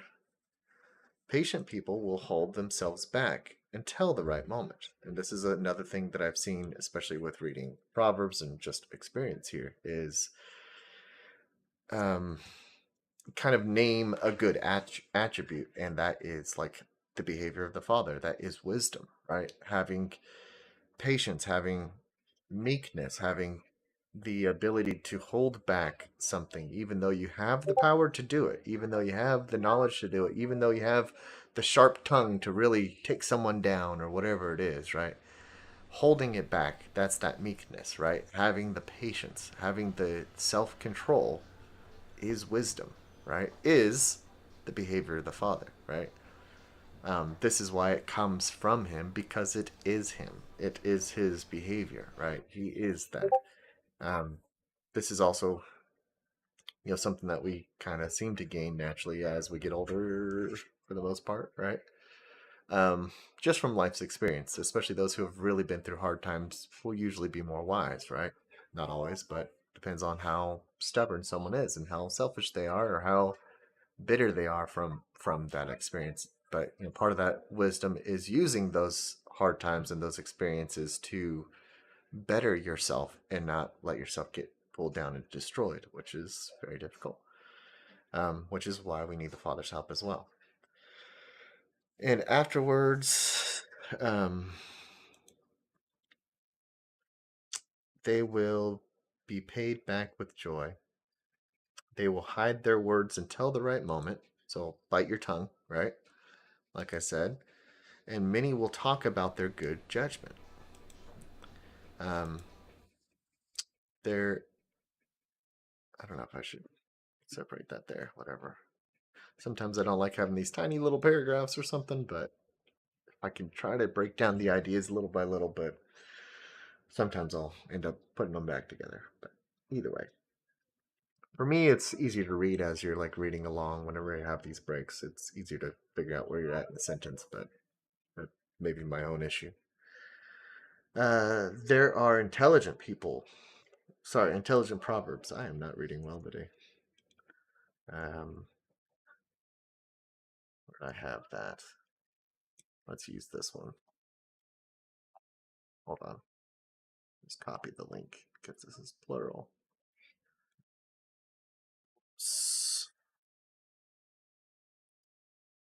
There are intelligent proverbs in wisdom's treasuries. Intelligent comparisons, so people can make analogies where they have, because they are able to pull from the treasury of wisdom, right? Because they have an understanding of this wisdom. They have an ability to simplify something, right? This is kind of one of the measures of intelligence or even wisdom, you can call it, right? Because intelligence doesn't necessarily equate to just knowing a lot of things, right? Memorizing things does not make you intelligent, right? Um, Parroting things does not make you intelligent. Um, what was that quote? Having the ability to speak does not make you intelligent, right? Um,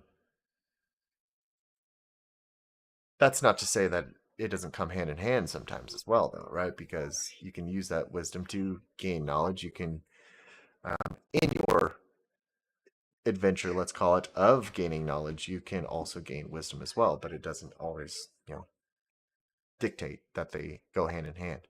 Um, so this is also something I've noticed in my own experience as well, too, is the more I learn, especially about wisdom, the more I really try to practice wisdom, which is practicing self-control.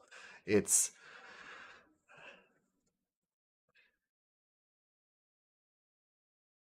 um sorry, kids running around. Um it's practicing self-control. It's biting your tongue. It's controlling that anger. It's knowing what to do when you can't control something, when you feel like you can't control something. It's knowing how to um simplify complicated things. It's knowing how to be the peacemaker in a conversation where you know how to not get offended by something, right? And go, okay, there are multiple understandings here. Let's accept that, right? And let's see if we can find some common ground instead of only looking at the uncommon ground and just fighting about everything. That is not wisdom, right? There is no wisdom in that. There is no peace in that, right? Peace coincides with wisdom as well. And if you can make peace, if you can be the peacemaker, you are clearly showing your wisdom. If you can show your meekness, um your self-control, your um I had the word for this the other day. Not reserve, but yeah, that works as well. However, but if you could show that self-control, if you could show that patience, if you can show that just, sometimes it might take a little bit of letting that frustration pass and just breathe, right? Something I even try to teach my children whenever they start crying or getting frustrated or mad at something. Close your eyes, breathe, right? Works every time, right? They just start breathing, and then just get over it, right? And let it pass. This is something that's happened. Let's deal with it, right? Um, and they've had a lot more self control, and there's very little nagging and dictating and stuff I have to do with them anymore, right? So it's something I'm trying to even pass on to even my little children is wisdom. It's something that can be taught, but it has to be practiced more than anything. It's self-control. That's all it really is. It's just self-control and um, thinking before speaking sort of thing. It's a combination of things. It's hard to sum it up into one word or concept, but it's it is intelligence, right? It is intelligence. So basically, he's saying people that are wise can make intelligent proverbs, right? Intelligent parables, analogies, stories to teach a lesson, to simplify something down to a common understanding of something, right? Um, but sinners avoid godliness. This we don't need. I always change this to righteousness because that's always what it is in the Greek or the Hebrew. So you get used to knowing what words are supposed to be. So even if I don't have the source text for this, I mean, they do equate. So I just try to get rid of the word godliness just because it has a different connotation today or what have you. It's supposed to be like God, but God can mean a lot of things, right? So righteousness kind of means one thing, right? It's that straight way, right? Having the straightness, going down that straight path like the Father, right? Um, uh, but sinners avoid righteousness like a plague, and this is something we've seen from even the Testament 12 patriarchs and stuff like this as well. Even like saying like this spirit of hatred is something that's just, it doesn't matter what someone does, whether good or what have you, or just charity work. It could be anything, and it's like, oh man, they still don't care about that person. They still have no respect for that person because they don't have the intelligence. They don't have the wisdom, right? Um, the more wise someone is, the more difficult it is to make them angry as well, right? And I've seen that kind of go coincide hand in hand as well. Not to say that, just because you're wise, you can't get angry or something like that. Clearly, the father gets angry, but I'm talking about like that uncontrollable or unnecessary or more prejudiced kind of anger, right? Where you're not really taking everything into account or you're kind of letting yourself go out of control. It's, again, the self control, right? Um, if you want to find wisdom, then keep the commandments. That's why that's highlighted. And you guys can't even see it, huh? Okay, I'm sorry about that. I'm still getting used to this. I have to look at both screens. I think I've got it cropped in top and bottom. And wait, hold on. I think I could fix that. Probably keep me from. There we go. That way, when it disappears on the top, it disappears for you too. Okay. If you want to find wisdom, then keep the commandments. I should probably put that in bold too. It really should be. Then keep the commandments, and Yahuwah will the Father will supply her wisdom. That is wrong. Whoopsie. Uh, yeah, see, this is why I put wisdom. See, now we don't need to do that. Yay. Okay. Because now it's evident, right? In vast quantities, right? I'm going to separate that again. Fearing Yahuwah brings wisdom and education. Again, even wisdom can lead to not just knowledge, but proper knowledge, true education, right?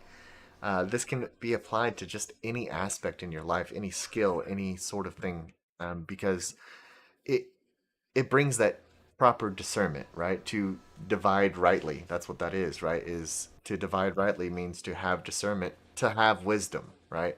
Has nothing to do with, the Old and New Testament or something like that, right? Or actually cutting anything in half. It's about, you know, understanding what to set apart, right? Is also part of wisdom. What is set apart? What is common? What can I remove from this common?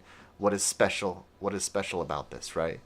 And the same can be whenever you're studying and watching other people's videos, whether it's Christian or secular or whatever. A lot of information that I find is from, just secular archaeologist or scientist or something like this, right? And you pull out and you can start seeing where their wisdom lies in their work and where they are embellishing on their work and kind of filling in the blanks of something that they don't know, right?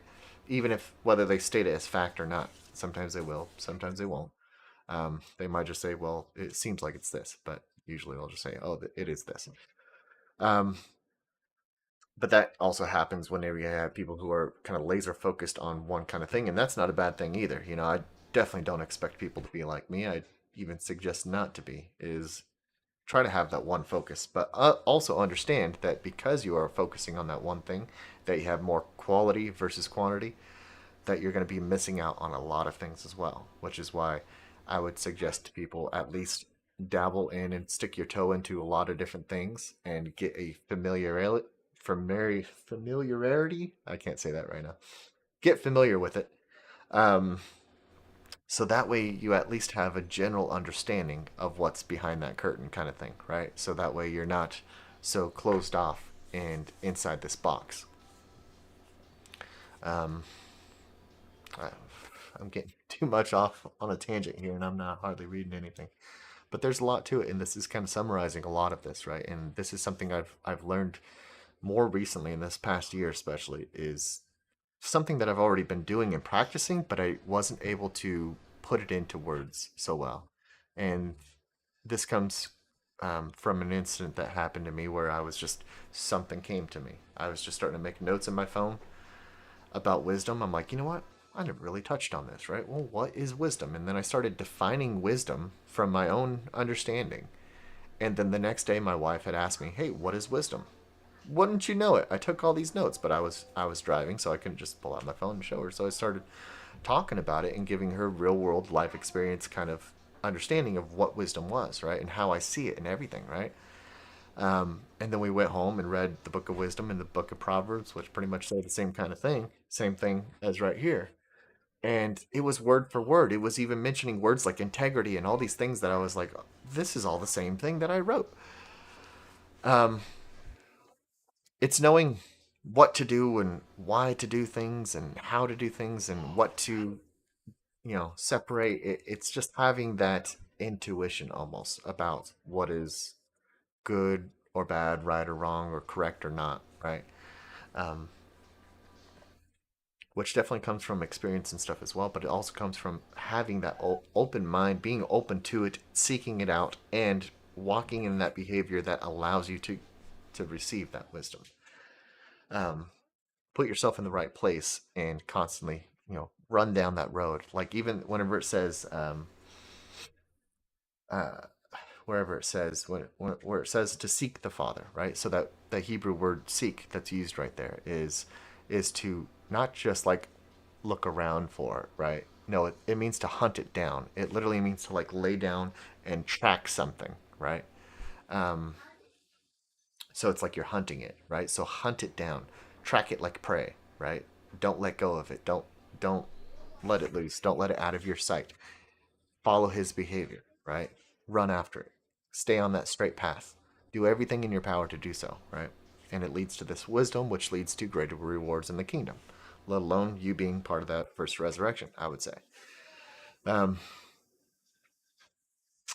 all right, where was I? Fearing Yahuwah brings wisdom and education. I feel like I should make that bold too, but however, he is pleased with faithfulness and gentleness. That's another part of wisdom is being gentle, right? Not being so hard and harsh, right? And you see a lot of these teachers that even teach on Torah and stuff, and man, they are rough around the edges. They are highly judging, and it's just like no wonder you can't be taught because you're not opening yourself up to this wisdom. You're not having this peace with people, and you just want to pull your teeth out every time someone disagrees with you. It's like that's just not where the wisdom is, and I have a hard time like actually following a teacher that talks like that, let alone learning even little bits from them.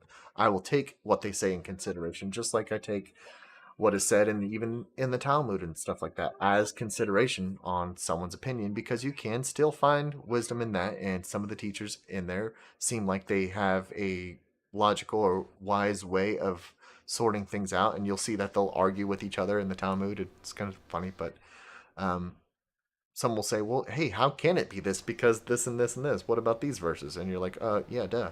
But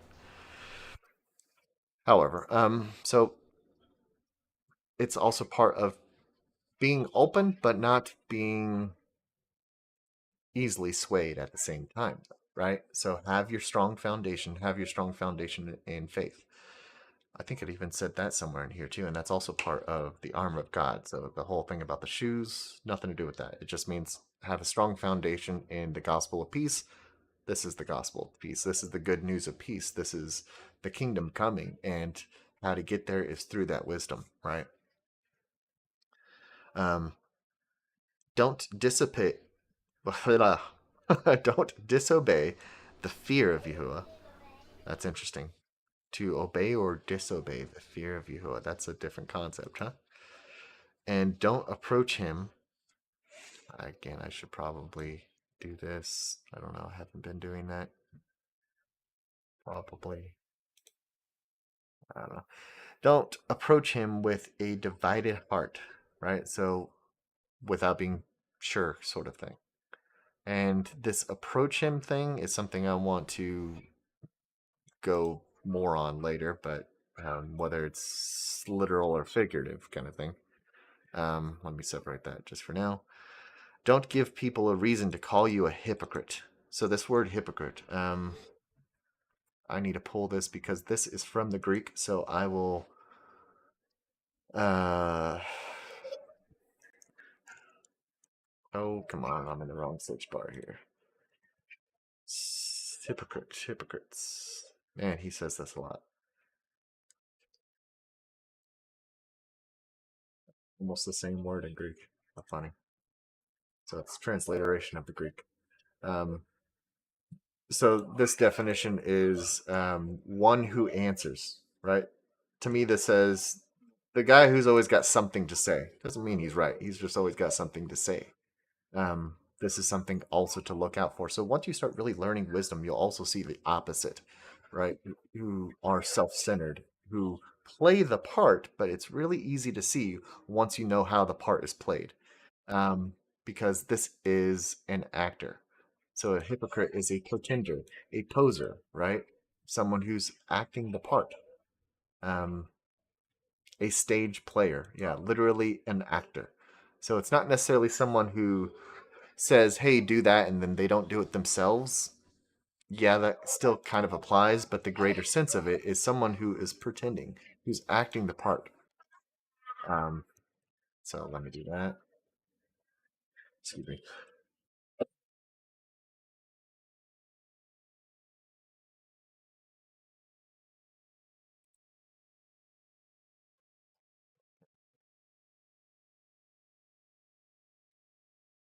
Um, don't exalt yourself. Don't lift yourself up. Oh, wait, sorry, I'm passing some. Okay, don't give people reason to call you a hypocrite. So don't let them. catch you with your pants down. Don't get caught red-handed acting out this stuff. Make sure you are doing it first before you start saying what to do and what have you, right? And this is something I even struggle with myself, is because there's so much I want to teach on, but there's so much I'm not doing myself either. And this is something, it's like it's great that you learned it, but show it by example, teach it by example. And some of these things are, we'll get to later, but are kind of harder to show by example because of how harshly people judge you because they lack the wisdom, right? So then how do you deal with a mixed crowd? How do you deal with people who do lack the wisdom? How do you show them that wisdom? How do you lead them into it with gentleness, right? With meekness, right? The definition of meekness, right, is gentleness, which I could probably put here too. Uh, I'll just put it here. Meekness. Meekness. That would probably be fine.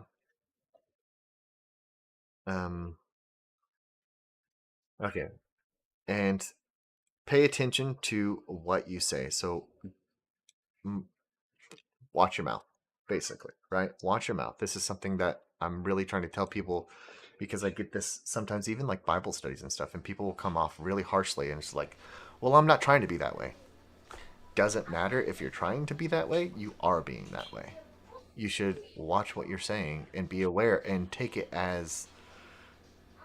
criticism, basically, whenever you hear people say, hey, you're coming off really harshly or really hostile or really negatively or whatever it may be. Even if that's not your intention, we focus so much on the intention but not the outcome, right? What is the actual outcome? We should be focusing on the outcome and let that be our feedback and not just, yeah, pay attention to what's coming out of our intention, however I say. Don't lift yourself up, don't exalt yourself, or else you might fall and bring dishonor to yourself. I love that. That is a good way of putting that. Yahuwah will reveal your secrets, and he will overthrow you in the middle of your congregation because you did not come with proper regard for Yahuwah. Um, Fear of Yahuwah, really, right? And your heart was full of. Why am I not understanding that right now? Hold on.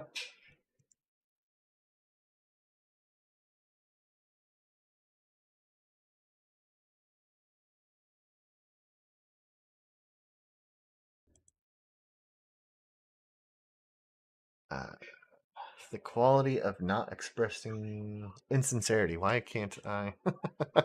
Could not read that for the life of me right now. I'm just too tired. Um, Heart full of being insincere, of insincerity. I don't know. There's got to be a better way of putting that. Um,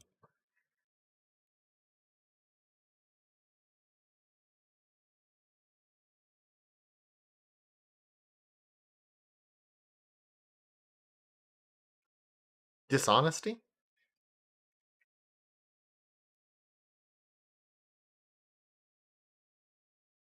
deceitfulness, hypocrisy. Heart was full of hypocrisy. That might work as well. Just a moment. Getting a call.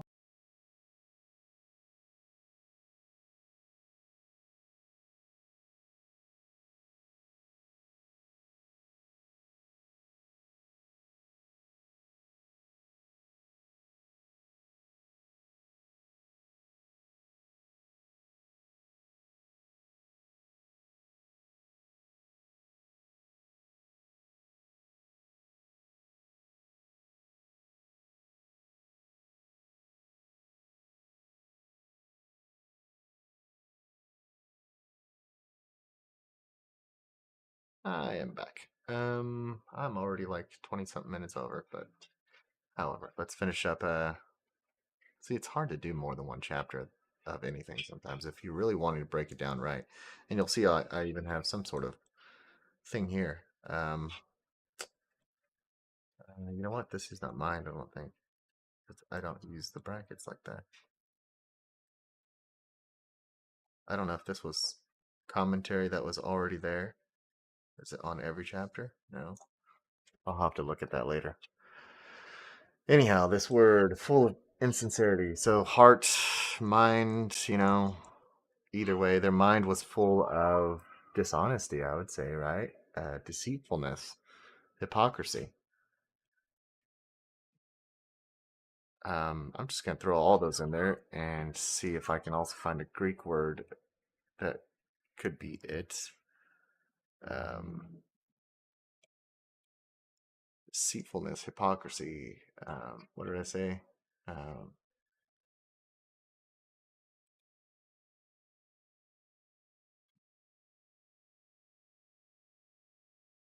Dishonest, having no honor.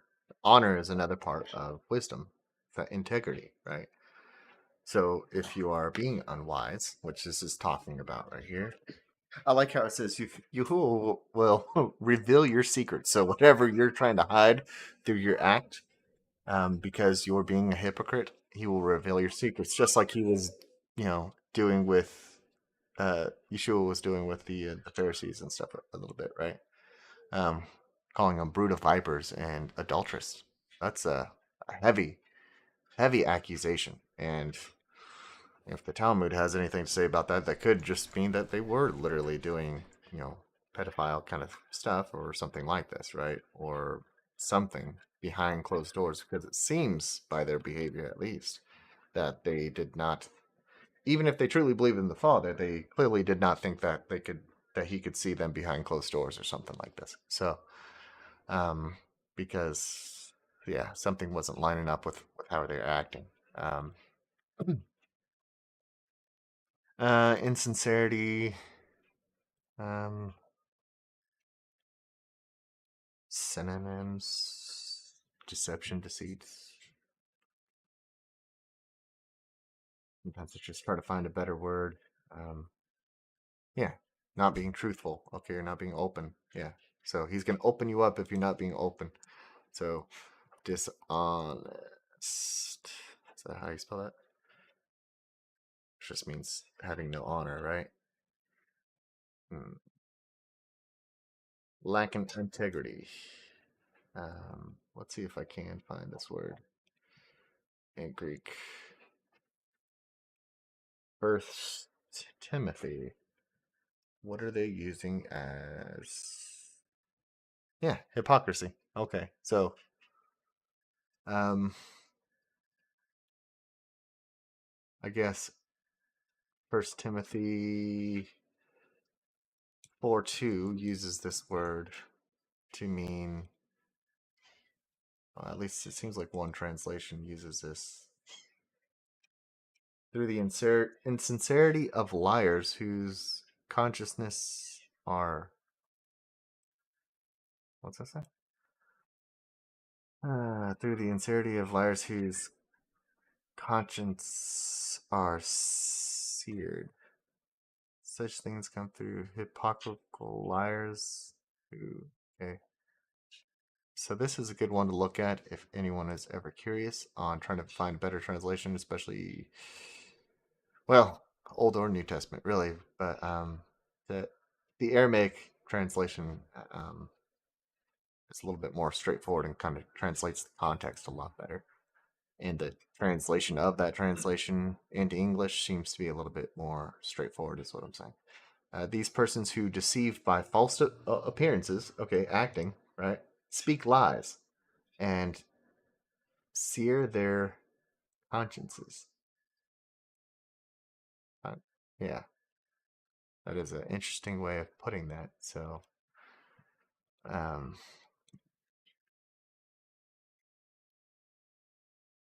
so they set in their, they set themselves in their beliefs, is what Timothy's trying to say. So those who act outside of wisdom, who are selfish, who are self-exalting, just like with the Pharisees, and we see this, of course, in our crowds today. Many, sometimes more than, um, more often than not, or the majority. But unfortunately. So I think I will actually use that word as a reference here, which is just the same as that. It's a different spelling, but either way, I will use that. Play acting, a reply, answer, hypocrisy.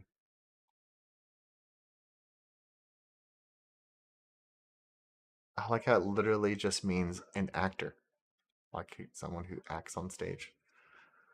I just find that entertaining. So I will try to use that here.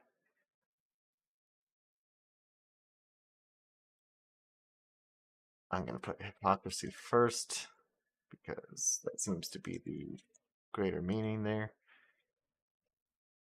All right, so let's see if I can reread this. Don't give people reason to call you a hypocrite and pay attention to what you say. Don't exalt yourself. Don't lift yourself up. Don't put yourself on a pedestal, right? Don't be self righteous, or else you might fall and bring dishonor to yourself.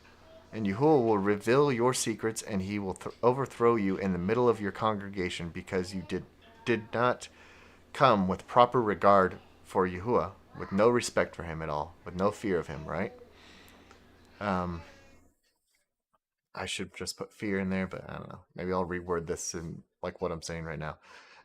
And your heart was your head was full of dishonesty with acting like you're trying to play the part, right? Um, so whenever you do this, you clearly don't understand the difference between right and wrong. And you've kind of set it in your ways. So Timothy, maybe I should cross-reference Timothy here. I should see more about what he's saying. Um,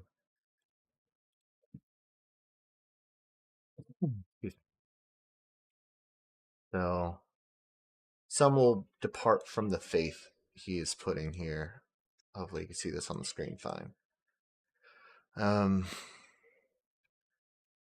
Now the Spirit expressly says that in later time some will depart from the faith by devoting themselves to deceitful spirits and teachings of demons, though the hypocrisy of liars whose conscience whose mind is made up on what is right and wrong, who forbid marriage and require abstinence from foods that God created to be received with thanksgiving by those who believe and know the truth. That is interesting. Um, who require abstinence. So this is nothing to do with like a Nazarite vow or anything like that. Which what that means is Nazarite is abstinence, right? To abstain. So even like today, who forbids marriage? So like with like certain priest or something like this, right? Or certain religions might forbid marriage and require you to not eat maybe meat or certain things, right? You have to be vegetarian. You're not allowed to eat beef or something like this, right? For every created for everything created by God is good, and nothing is to be rejected if it is received with thanksgiving, for it is made holy by the word of God and prayer. So people, of course, use this as like, oh, we can eat anything. That's not what it's talking about. It's like everything that is created by God is good, and nothing is that he created is to be rejected. So if there's food that's put in front of you that's clearly going to be clean food, right? Shouldn't be rejected because he's the one who created it, sort of thing. Is the general idea, I think, is what Timothy's trying to say is like, don't let someone say that you're not allowed to eat meat to be holy or something like this, or you're not allowed to eat whatever it may be, right? This has nothing to do with, it sounds contradictory, right? But it has nothing to do with eating pork or something like this, right? Um, because again, it wouldn't be considered food. It shouldn't be considered food. By Timothy himself would not go, "Oh, that pork, that's some good-looking food." I mean, yeah, um, it just wouldn't be considered food. So it's always outside of the realm of consideration, right? So this is within the realm of consideration. You shouldn't reject something and say, "Oh, I'm not a meat eater," right? Something like this, right? whatever. Or go, oh, I can't be married to someone because of this or whatever. So some vague reference to like doctrine of demons or something like this, right? I was trying to see if that would be more intuitive towards what am I trying to say? More along the lines of wisdom, what we're reading here, but a good servant of Jesus Christ. Let's just see what else he's got to say here. If you put these things before the brothers,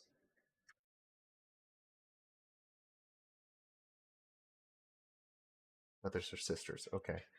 Um, you will be. Make sure you guys can see here. There's some footnotes at the bottom. Is what I was reading. You will be a good servant of Jesus, being trained in the words of faith and of good doctrine, which is what we're seeing here, right? Is that good teaching, that wisdom that you have followed. Have nothing to do with irrelevant, silly myths. That's funny. So all this hearsay or whatever, if it's not even relevant to your behavior, okay, so these doctrines that you hear a lot, right? Whether it's Trinity or pre-existence or this or that or whatever, where it's all these different doctrines about what you have to believe to be saved or to be this or to be that, is all completely irrelevant and frankly, yeah, silly myths, right? Because it has nothing to do with you getting in the kingdom. None of it does. You cannot say, "Oh, well, if you don't believe in the Trinity, you're not going to be saved." That makes you the judge, and it makes you clearly, frankly, pretty stupid, right? Because it's exactly what Sirach here is talking about, or Yahusha, son of Sirach, um,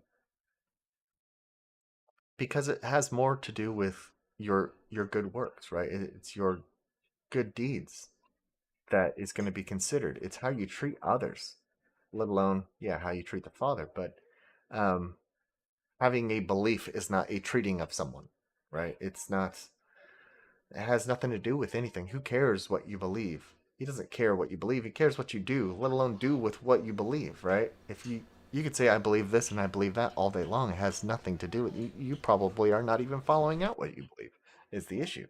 Which is why I say, like, to anyone who is even curious about even talking about religion or anything like that, regardless of what their beliefs are, it's like I can't teach you what I understand or what I believe or whatever you would like to call it. I can't teach you what these words say to do if you don't even follow what you believe. So if you don't even follow your own religion, I would say follow that first, right? Not go, oh, just stop everything. Well, if you're not even following the good teachings of what your religion is teaching, or even if it's your own teaching, your own beliefs, if you're not even following that, then you're just not ready to become a disciple, right? To become a student.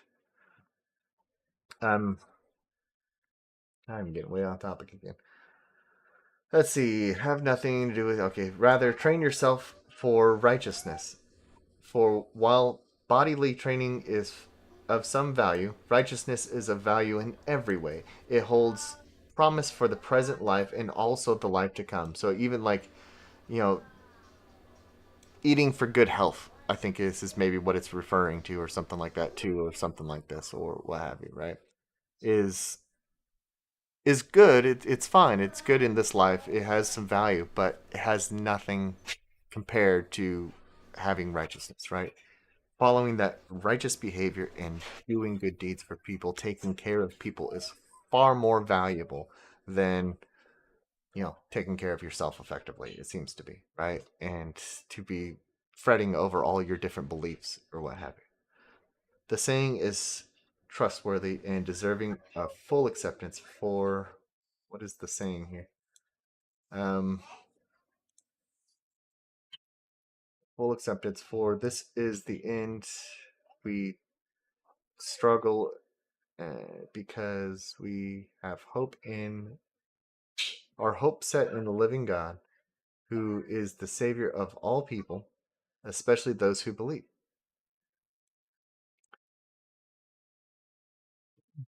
Those who believe. So even Timothy understands here. Right? It's the same thing that Jesus says. Just because someone may be saved because they did all these good deeds and stuff like this, and that they were counted as righteous later, right, in the second judgment, I would say, and well, the judgment. Sorry, the second resurrection. There's only one real judgment. There's the sheep and goats judgment too before the millennial reign, but I'm talking about afterwards. So those who never knew and never really believed anything, but they just believed in just doing what was right, right? But they never really heard of anything, never really strived for righteousness. They just kind of fell into it, I guess, because it was part of their own belief system and their own personality or what have you. Then those can definitely be chose to become into the kingdom. But especially those who truly believe and more so do what they believe, not to forget that, then they will be set apart, literally set apart in Sheol, and even on the day of the Lord are the ones who are transformed in front of people and that never even see death, and neither those in Sheol that are taken on that day see judgment, or the ones that don't see death don't see judgment either. They're just taken into the resurrection, and that is their judgment, right? They're not set before the congregation, kind of thing. They're not set to be going over all the terrible things that they've done because their righteousness outweighed their wickedness, right? Um, Anyhow, so that goes to those who are actually striving, who become disciples, who which is a student for life, who chooses to do this day in and day out, right? Not just who are pretty okay and do this sometimes, sort of thing, right? So I think this is the basically those who are set apart, who make themselves holy, right? Especially those. But anybody can be saved um, from the second death, to be more specific, right? Command and teach these things. Let no one despise you for your youth, but the set the believers an example in speech, conduct, conduct, bigger thing, in love, faith, and purity. Until I come, devout yourselves. Who is speaking here? Until I come, devout yourselves to the public reading of Scripture. Interesting. To exonerate, to teach, exhortation. I don't know. That's a terrible word to use there. Um, do not neglect the gift you have, given, given to you by prophecy, when the council of the elders lay their hands on you. Practice these things, immerse yourself in them. See, be in them? Sure. So that they may see your progress. Keep close and watch yourself. And on the teaching, close, keep a close watch on yourself and on the teaching. Persist in these, for by doing so, you will save both yourself and your hearers, right? So you will ensure your salvation, becoming part of that resurrection by doing and teaching these things, and also those who you teach, right?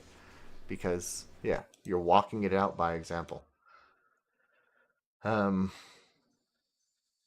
and again, these are probably just far easier to read, and I don't know why I use the ESV sometimes. It's really terrible to read. It's very high vocabulary and just kind of annoying. um, why does this look so much shorter? Teach and command these things. Let no man despise your youth, but be an example to believers in word and in behavior, in love and in faith and purity. Until I come, be diligent in reading and in prayer and in teaching.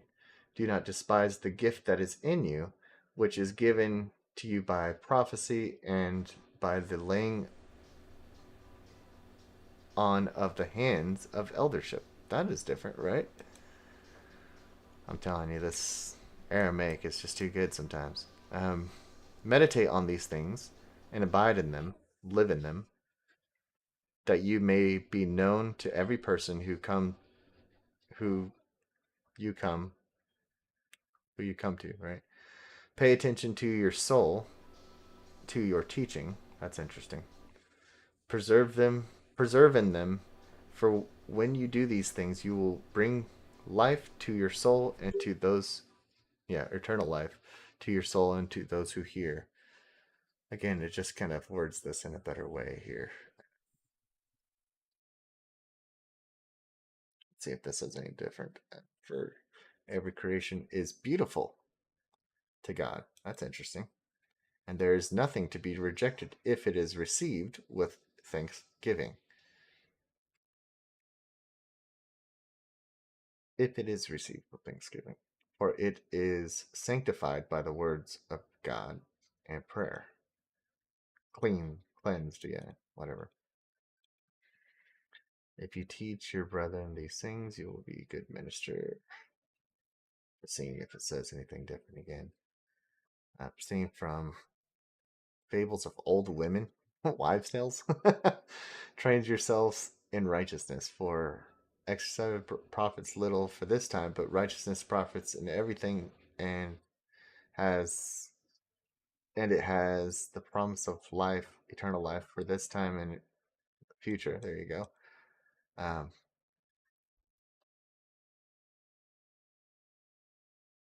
Loving God, who is life giver, is children, especially of believers. Yeah.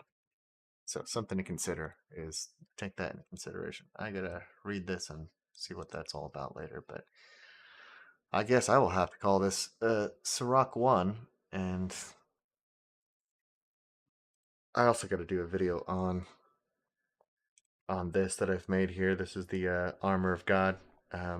Talks about what this really is. It's really the offenses and defenses, I guess, of God. This is what this whole armor is. Basically, use everything in your belt to keep yourself righteous. Right? It has nothing to do with armor exactly, but um, there's a really interesting aspect about this whole tent door thing, which is the so-called shield, which is literally just the word door in Greek as well. Um, I understand why they think it's shield, but still. And even the sword is to do with the slaughtering knife. So all these things seem to me that it has something to do with the priesthood. And even the feet, it never says anything about shoes or sandals or anything like that. It just says plant your feet, basically. So I don't know if I have this copied over right from Ephesians, because I think I have this in Ephesians, and I have the Bible Hub link. I need to fix this up. But there's also some other resources and things on here as well. Some copied over from a certain website that I'm over reviewing right now. This is also made by a friend of ours. Some other kind of breakdowns, but this is kind of some more simplified thing that I had made here for this. Some of these smaller text probably is not coming up on there. You'll have to look it up. But these are available. So the link for this is available. Here's that short link right here. I'll have to end up putting him in the description later, but uh, don't have a lot of time to deal with YouTube and things like that right now. So, whoops, I'll leave that up.